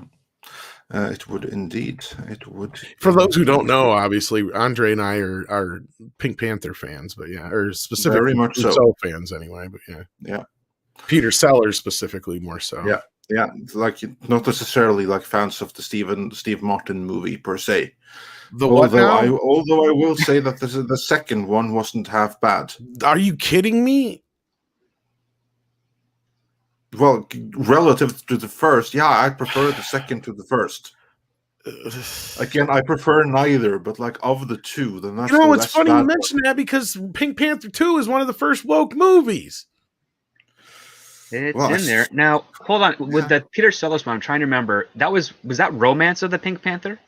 The one that was the one that he filmed. died during production of. Yeah, that was Romance of the Pink Panther. Well, it never even got to production. He wrote it though. Yeah, that because I actually have that. Actually, I have Peter Sellers and Jim Maloney. awesome. Send that to me, because he died like 8 days after he finished writing that. Yeah, I think that might be the one. Yeah, I'll send it to you guys right now. Yeah. No, I think I have it too, actually. Well, you should have said that, Andre. Jesus. Yeah. I haven't read it, but I think I have it. I think. No, but the second Pink Panther one is the one where Clouseau keeps making all the like racist jokes throughout the whole movie, and the whole exactly. And it's called Into HR. That's yeah. I just thought that the execution of it was funny. It may be, but I like checked out of that fucking movie. I never watched the whole thing. That's the first one of the Steve Martin. That's the one I really can't stand. I can't stand that one either. That's why I barely watched the second one. I just remember seeing some of it, and I'm like, that was the unfunniest piece of crap I ever watched. Whereas the second one, that was like at least a tiny step back into the right direction. Not big enough a step, of course, but a tiny little step. Tell me, right please. direction. I want to know if one of you know why Steve Martin gets a writing credit on that movie outside of maybe he improvises, because I cannot believe that came from him. Yeah, that's. I wish I could give you 100%. Maybe he came up with part of the plot or something of that nature. I don't know. I would love to ask him one day if I could ever get a chance to meet him. I love. Speaking of woke, do you know who was? I believe, was it Chris Rock who was attached to it at one point? At one point, they were going to race bend Inspector Clouseau. That sounds about right. I think I remember hearing something like that. I almost would have rather watched that than what we got, because Steve Martin is way too good for that. I mean, I'll still hold up Bowfinger as one of the greatest comedies of all time that never got an Oscar nomination. Oh my God, it's not just a brilliant comedy, but it's also a brilliant insight into Hollywood. And The Jerk as well. I mean, there's just a few Steve Martin comedies to me that are in that top comedies of all time list. And also, it's a movie that dare take on Scientology in a period when no one else. Well, that's the thing, and his better films are the ones he writes usually too, and that's where I cannot believe he gets a writing credit on that movie, and it's got to be. Yeah, see, Mike Cat says Steve Martin wrote it. That's got to be it. I hope that's all it is, and even those jokes suck. I mean, the hamburger joke is probably the best one in the bunch, and that's just cringe. The Deer There's Burger, not one single funny joke in that entire movie. I think that's a movie that I think that's one of the few comedies I saw where I didn't even chuckle once. And yeah, I adore Planes, Trains, and Automobiles, but I meant ones that he's written. He didn't write that, John Hughes did, but still, he's a genius, and that's where I cannot understand where he thought this was a good move at all. Oh, I guess he just. You know who else almost played the part? But speaking of Cat in the Hat, and the Cat in the Hat was the reason why he didn't get the part. Mike Myers, of course. Yeah, I remember. Yeah. I almost think that would have been a better version almost. No, I can't. It was going to be a disaster no matter what. No, but here's the thing: is I didn't have a problem with them remaking it because let's be real, the Pink Panther is one of those series that kind of went way far beyond what it meant to be. And if you can find somebody who could come in and, because I mean, like, what's his face who played him in Son of the Pink Panther, the kind of played Roberto Benigni. Yeah, Yeah, see, exactly. like, if you can get somebody like that, who, because they even wanted what's his face who died from the Younglings to originally play that part. Who played Drop Dead Fred? What's his name? Oh crap! I know who you're talking about. Yeah, he was also up for that role too. And that's the thing, is if you can get the right guy in there to kind of play that, it would be genius. And I'm not saying Mike Myers is a fucking genius, but he's somebody who could play a lot better into the whole disguises kind of thing that Clouseau did, as opposed to Steve Martin. When you see Steve Martin, he's Steve Martin. Yeah. He can't do that kind of a character role. I mean, he does his characters, but beyond the jerk and certain other things, he's not an Eddie Murphy or a guy who can dig into like multiple kind of role thing like that.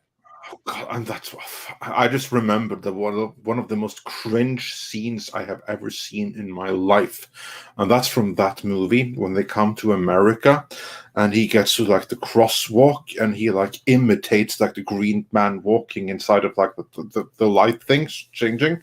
And he walks kind of like that with like his arm really lifted.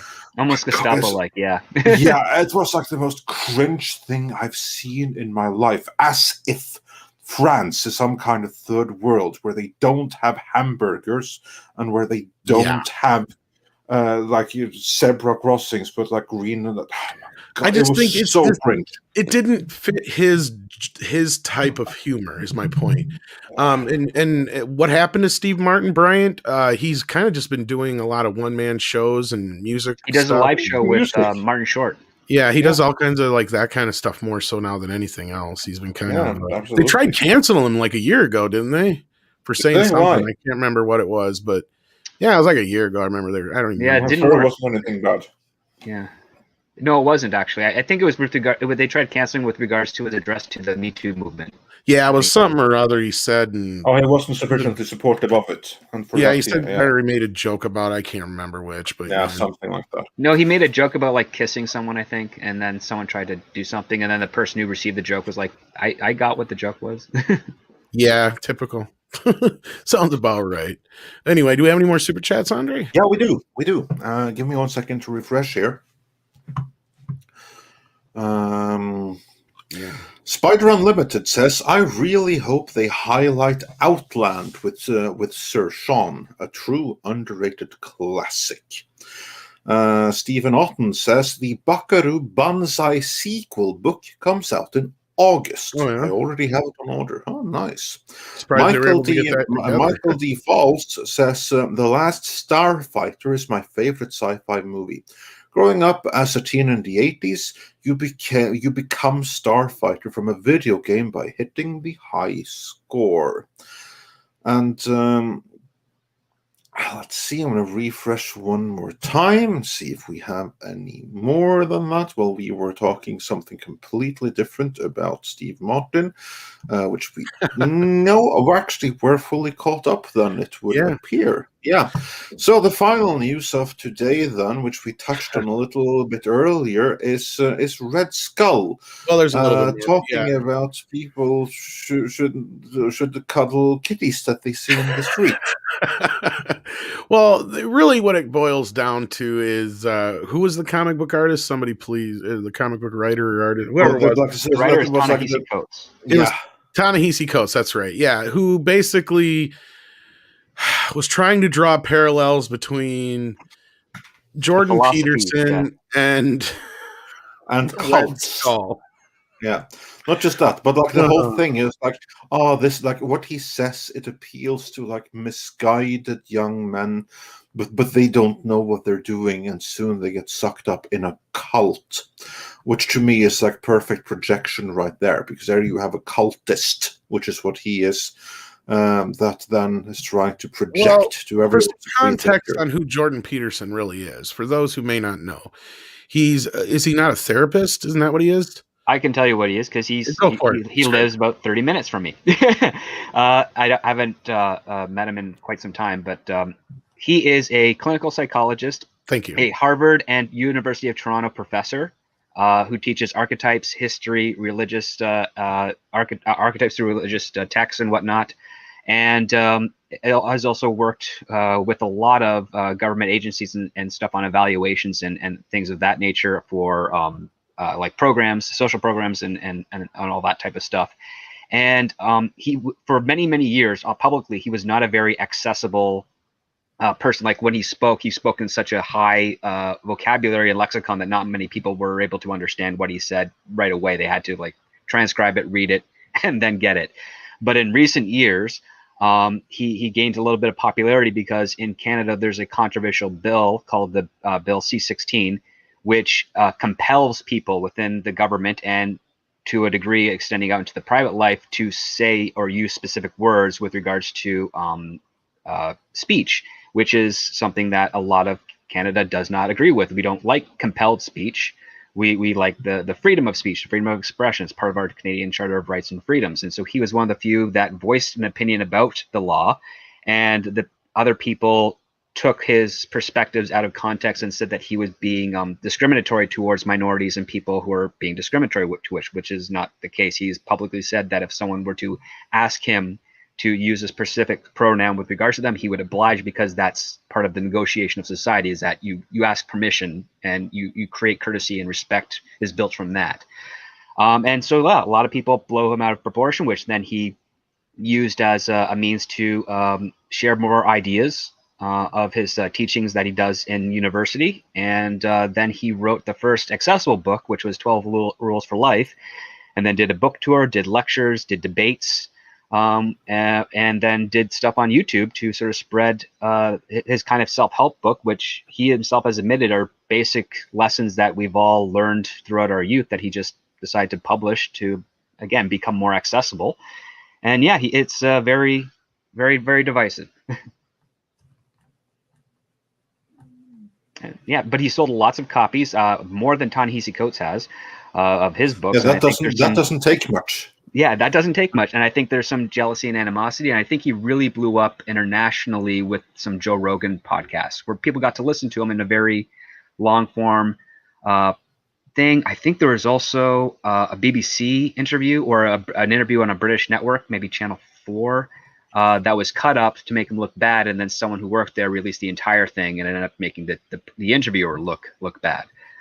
And that's that. Yeah, it's kind of like he's had this snowball effect, and he's quite respected and revered. And he, yeah, I mean, I not agree with everything he says, but he definitely makes some great arguments. And I would say it's if you are interested in who he kind of is, just look up Jordan Peterson Debates, where he debates people from various different perspectives. And yeah, you actually see that he's a very smart person, does his research.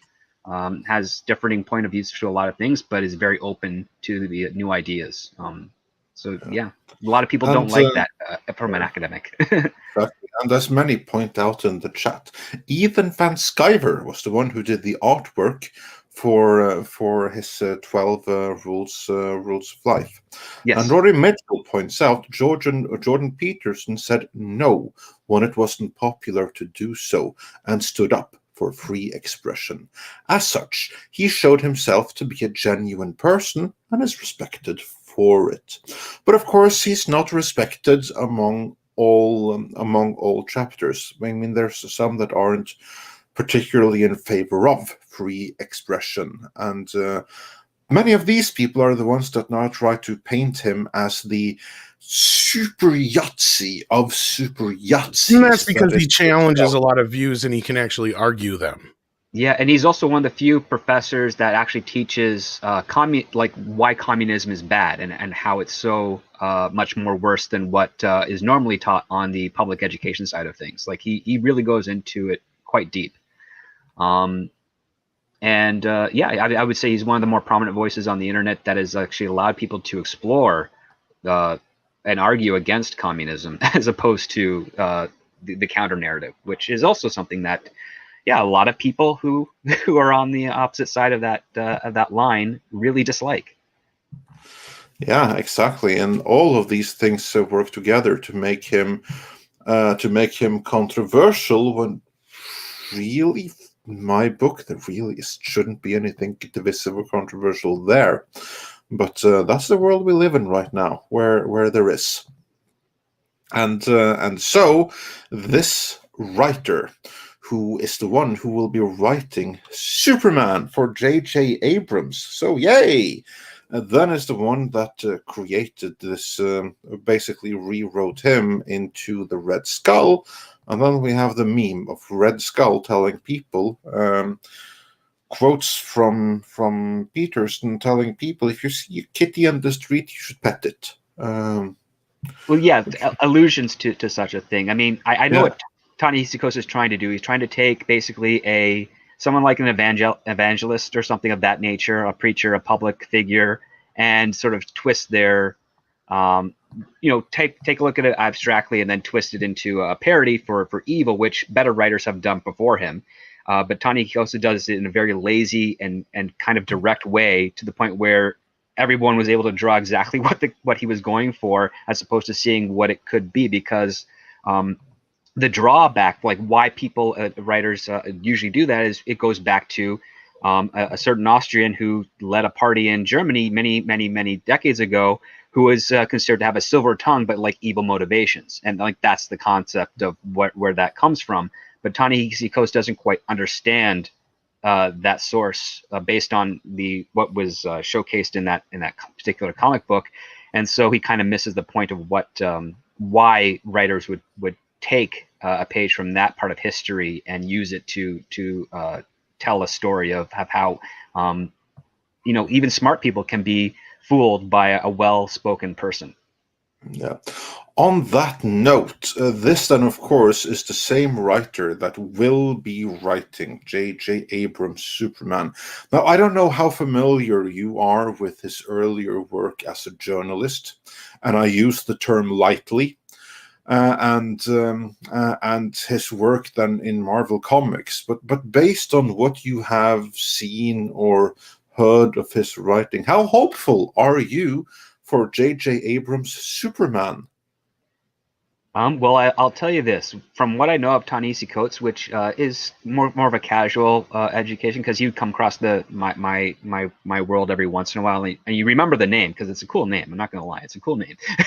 But I don't remember. What I remember most is that he, like J.J. Abrams, tries to copy other people's styles and use them as his own, which is, I think, why he and probably JJ get along, if that's the case.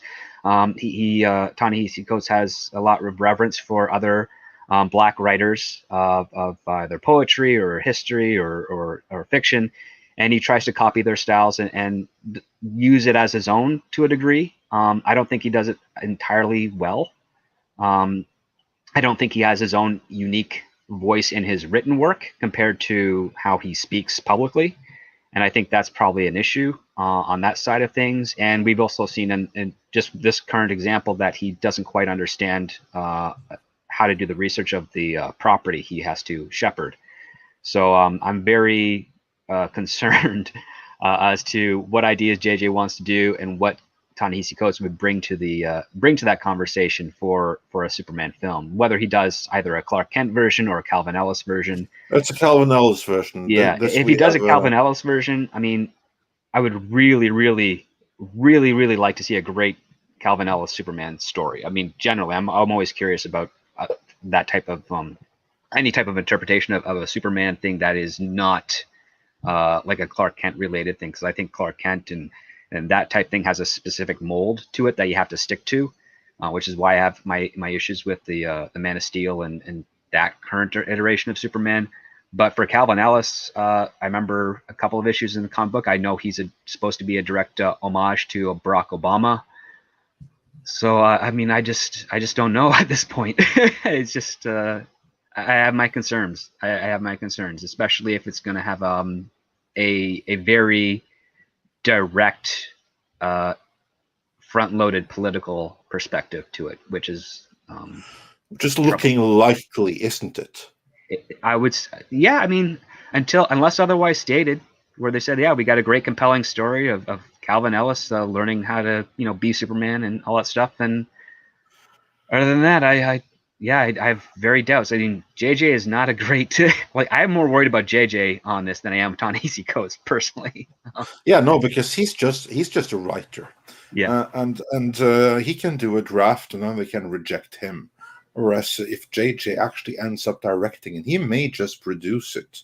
So we'll see how that works out. But yeah, if they don't agree with his take, then they'll simply go in another direction. Simple as that. And then Camilo Villegas says for $10, Jordan Peterson is a realist. The reason SJWs and the radical left hates him is because he listens carefully, analyzes their argument, breaks it down, and shows how absurd their positions is. Yep. And I think that's right. And about sums it up. I obviously don't know nearly as much about him as Script did, and I'm glad you knew that much. And it was a great, eloquent explanation of who the man is, because I've seen him. First time I saw him, believe it or not, was on Real Time with Bill Maher. And he kind of blew me away on there. So I saw some of his other stuff, and that's how I became familiar with him. And then all of a sudden, I didn't even know at this point, outside of the whole thing with the canceling of his at some college or some shit like that, is the whole reason he was on, I believe, in the first place. So it was like, that was like the first I'd heard about him. And then just hearing what he was talking about, I was like, yeah, I can see why they're going after this guy, because he makes sense. And going off that, that's like, these are the same people that are trying to cancel Sylvester Stallone right now just because of where he plays golf. I mean, for fuck's sake. I mean, what kind of world is this anymore? I mean, it's just...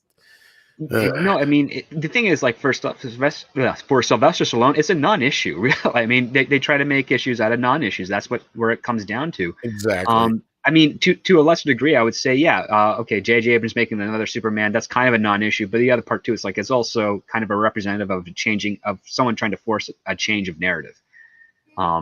And that's what really annoys me on that part, not just with our pop culture, but with our literature that isn't part of popular culture, but just part of culture itself. It's rewarding propaganda on top of incompetence. Because again, like, if they really believed and committed to the ideas that they had, they would make it so subtle and so difficult to detect that no one would realize it's happening. But they're lazy and they're incompetent. They did that for a while, like straightforward. Yeah. They did that for a while before they got to the point where they could be as overt as they are now and get away with it. That didn't happen overnight. It was a gradual process to get to the point where we are right now, where you can say outlandish statements that would have destroyed anyone saying them. But right now it's perfectly fine. Like, it's completely okay as long as you basically call for the mass eradication of a certain subset of the population, so long as it's the right subset that it's okay to say that kind of things about.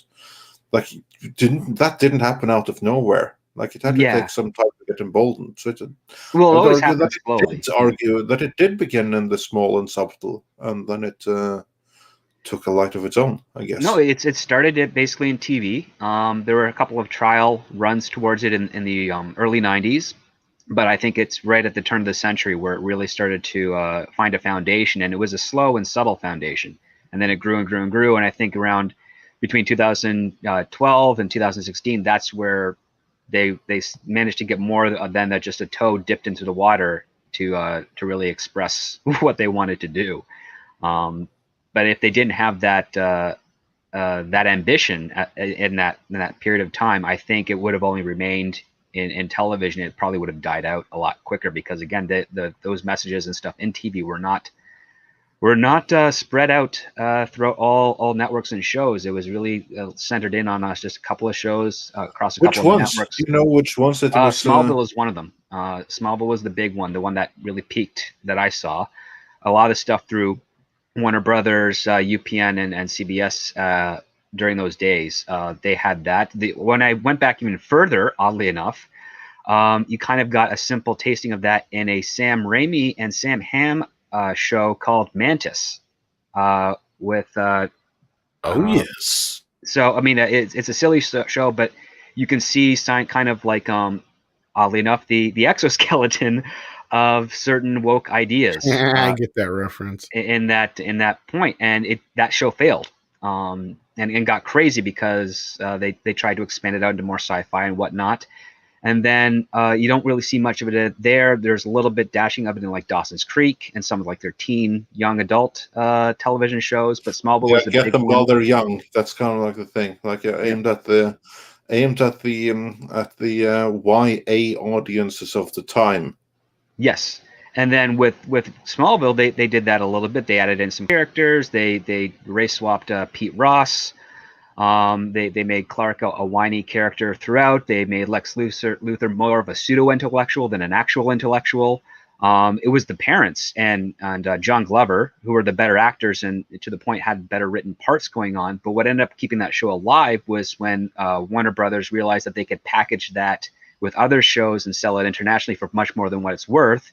And because some of those narratives were going to countries that liked those types of approaches, such as China, they were able to get 10 years out of a show that normally would have been canceled by 4, based on that. And in the old school market of like the 90s and prior to the internet age.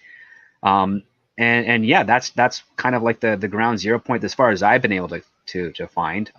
If anyone can find of other examples and whatnot, my DMs are open. You're more than welcome to send them my way. But yeah, I would say 2001, 2002-ish is basically your revitalization starting point of injecting what we now know as woke ideas, as opposed to basically respectable ideas, which is what it was trying to be earlier, like, you know, not caring about the color of a person's skin or their political ideology, so long as it doesn't do harm to others, that type of stuff. That was far more agreeable. But now I've drawn a line in the sand, so you're either with us or you're got to be canceled type of stuff. And that built on top of some of the mentality and productions of the early 2000s to now. Well, there you go. That was a great history of wokeness right there.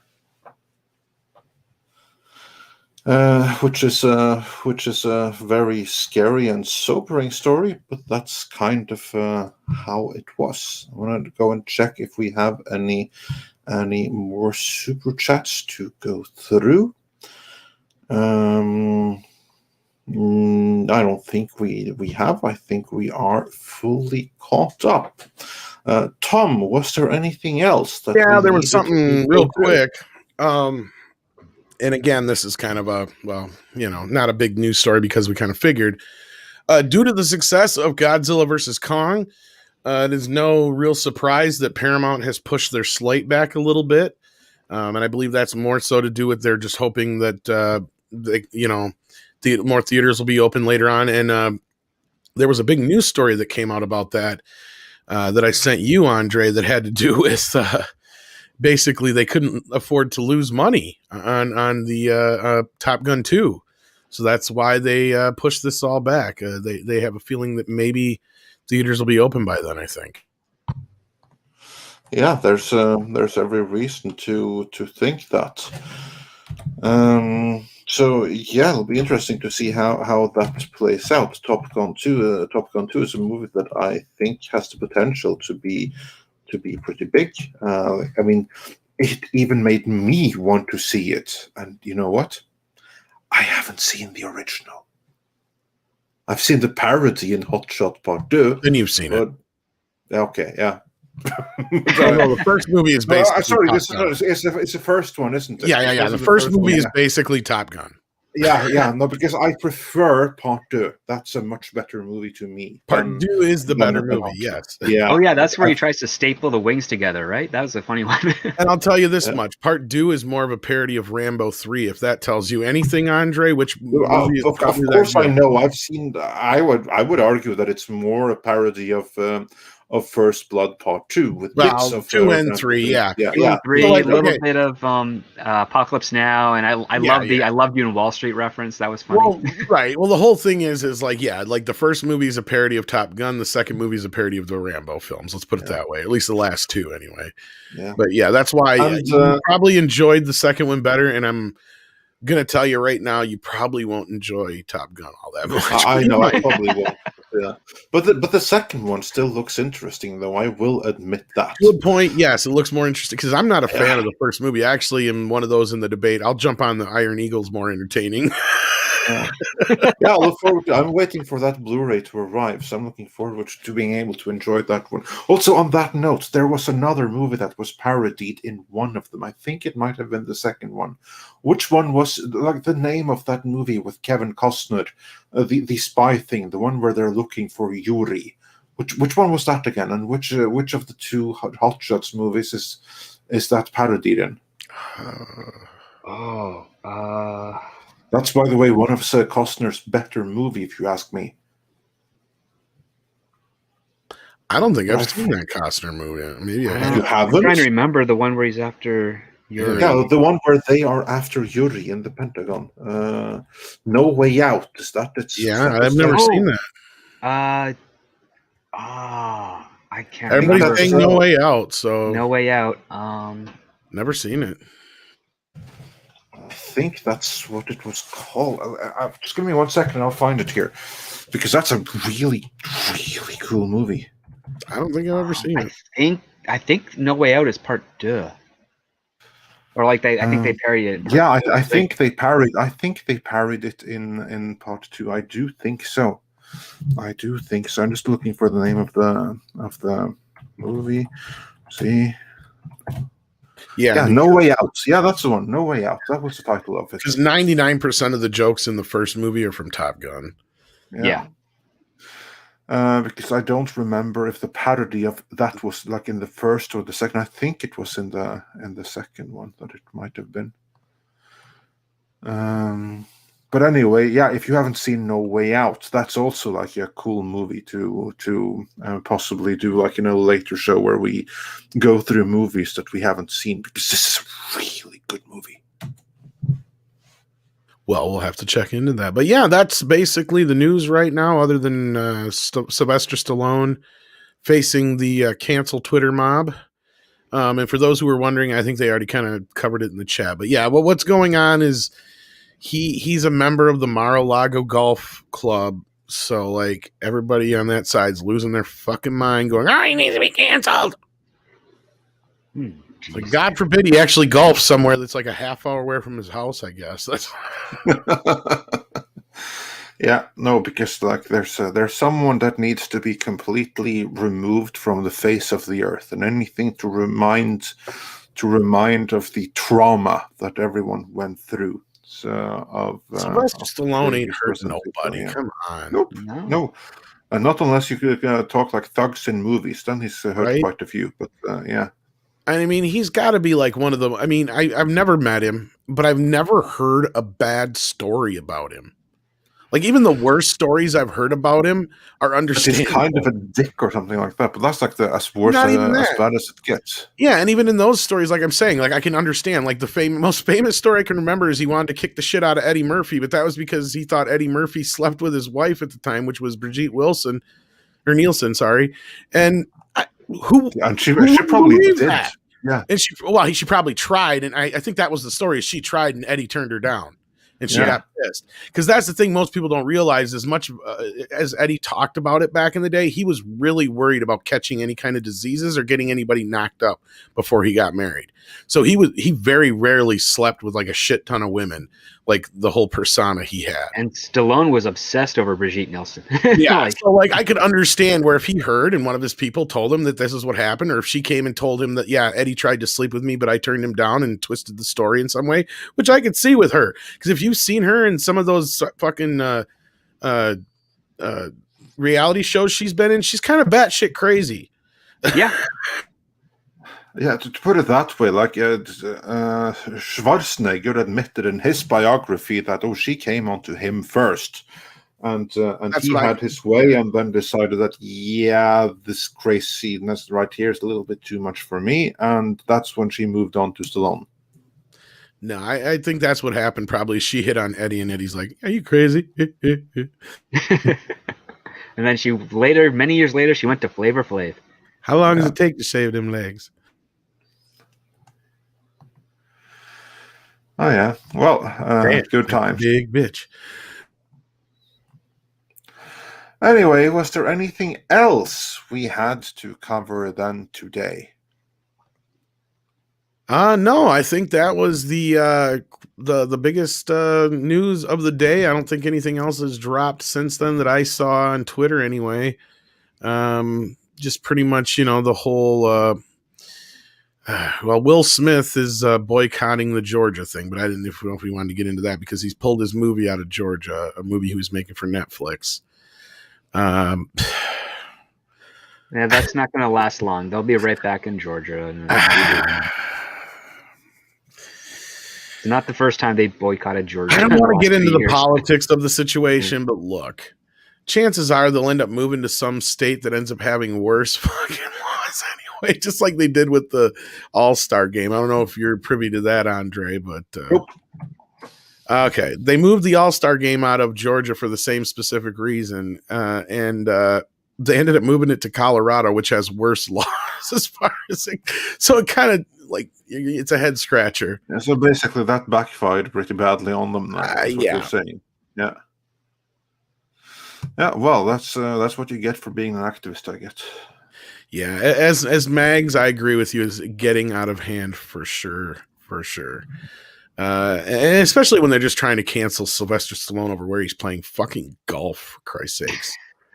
I mean, give me a break. Yeah, I mean, the guy's in his early 70s, I think, right now. Sly? Yeah.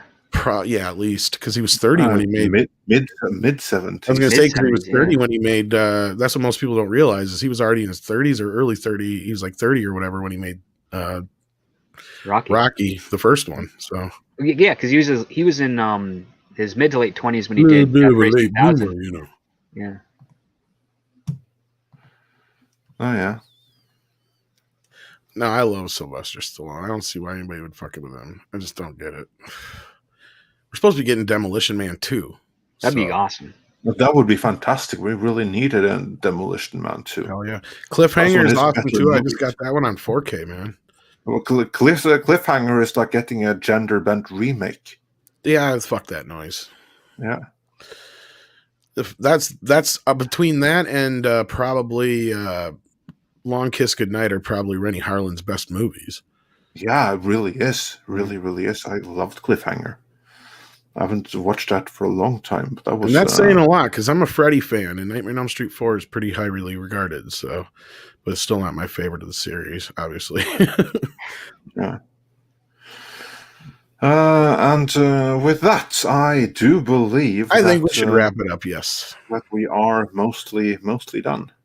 Let's do that. Yes, but of course we aren't like really done because later tonight we have Toxic Femininity on, don't we? We do, and Mary's coming back tonight off of her vacation, so we're glad to have her back. And yeah, the ladies are going to talk about, I think, some of the stuff we talked about today, and yeah. And I'm sure that they'll also get a little bit into the new gender bent replacement Indiana Jones in Phoebe Waller-Bridge. That was first in Star Wars and now in this. So yeah, that's going to be exciting, isn't it? So everyone, be sure to check out Toxic Femininity later tonight. There is also then the 80s sci-fi documentary In Search of Tomorrow. Yes. You saw the trailer here before. The link to support that is in the description. And don't forget to check out Popcorn Planet as well. Yes, and Script Doctor. Check out Script Doctor here on YouTube as well. And of course, Script Doctor. And we see a bunch of koalas in the chat. So if you are a member like Sander Hammerslag or Mags or Grand Wazoo, you can do that too. And look at this, Paulie coming at the very last second. Oh. That's really? all right. You stick around because I think you wanted to talk to Andre quick anyway. So right. do check out the Latino Slant as The well. post party. Yes, that's right. So yeah, unless there's anything else, Andre, do we need some koalas in the rain? No, I think it's time for some koalas in the rain. Thanks a lot, guys. Take care of yourselves and each other. Koalas in the rain, koalas in the rain, no fucks given.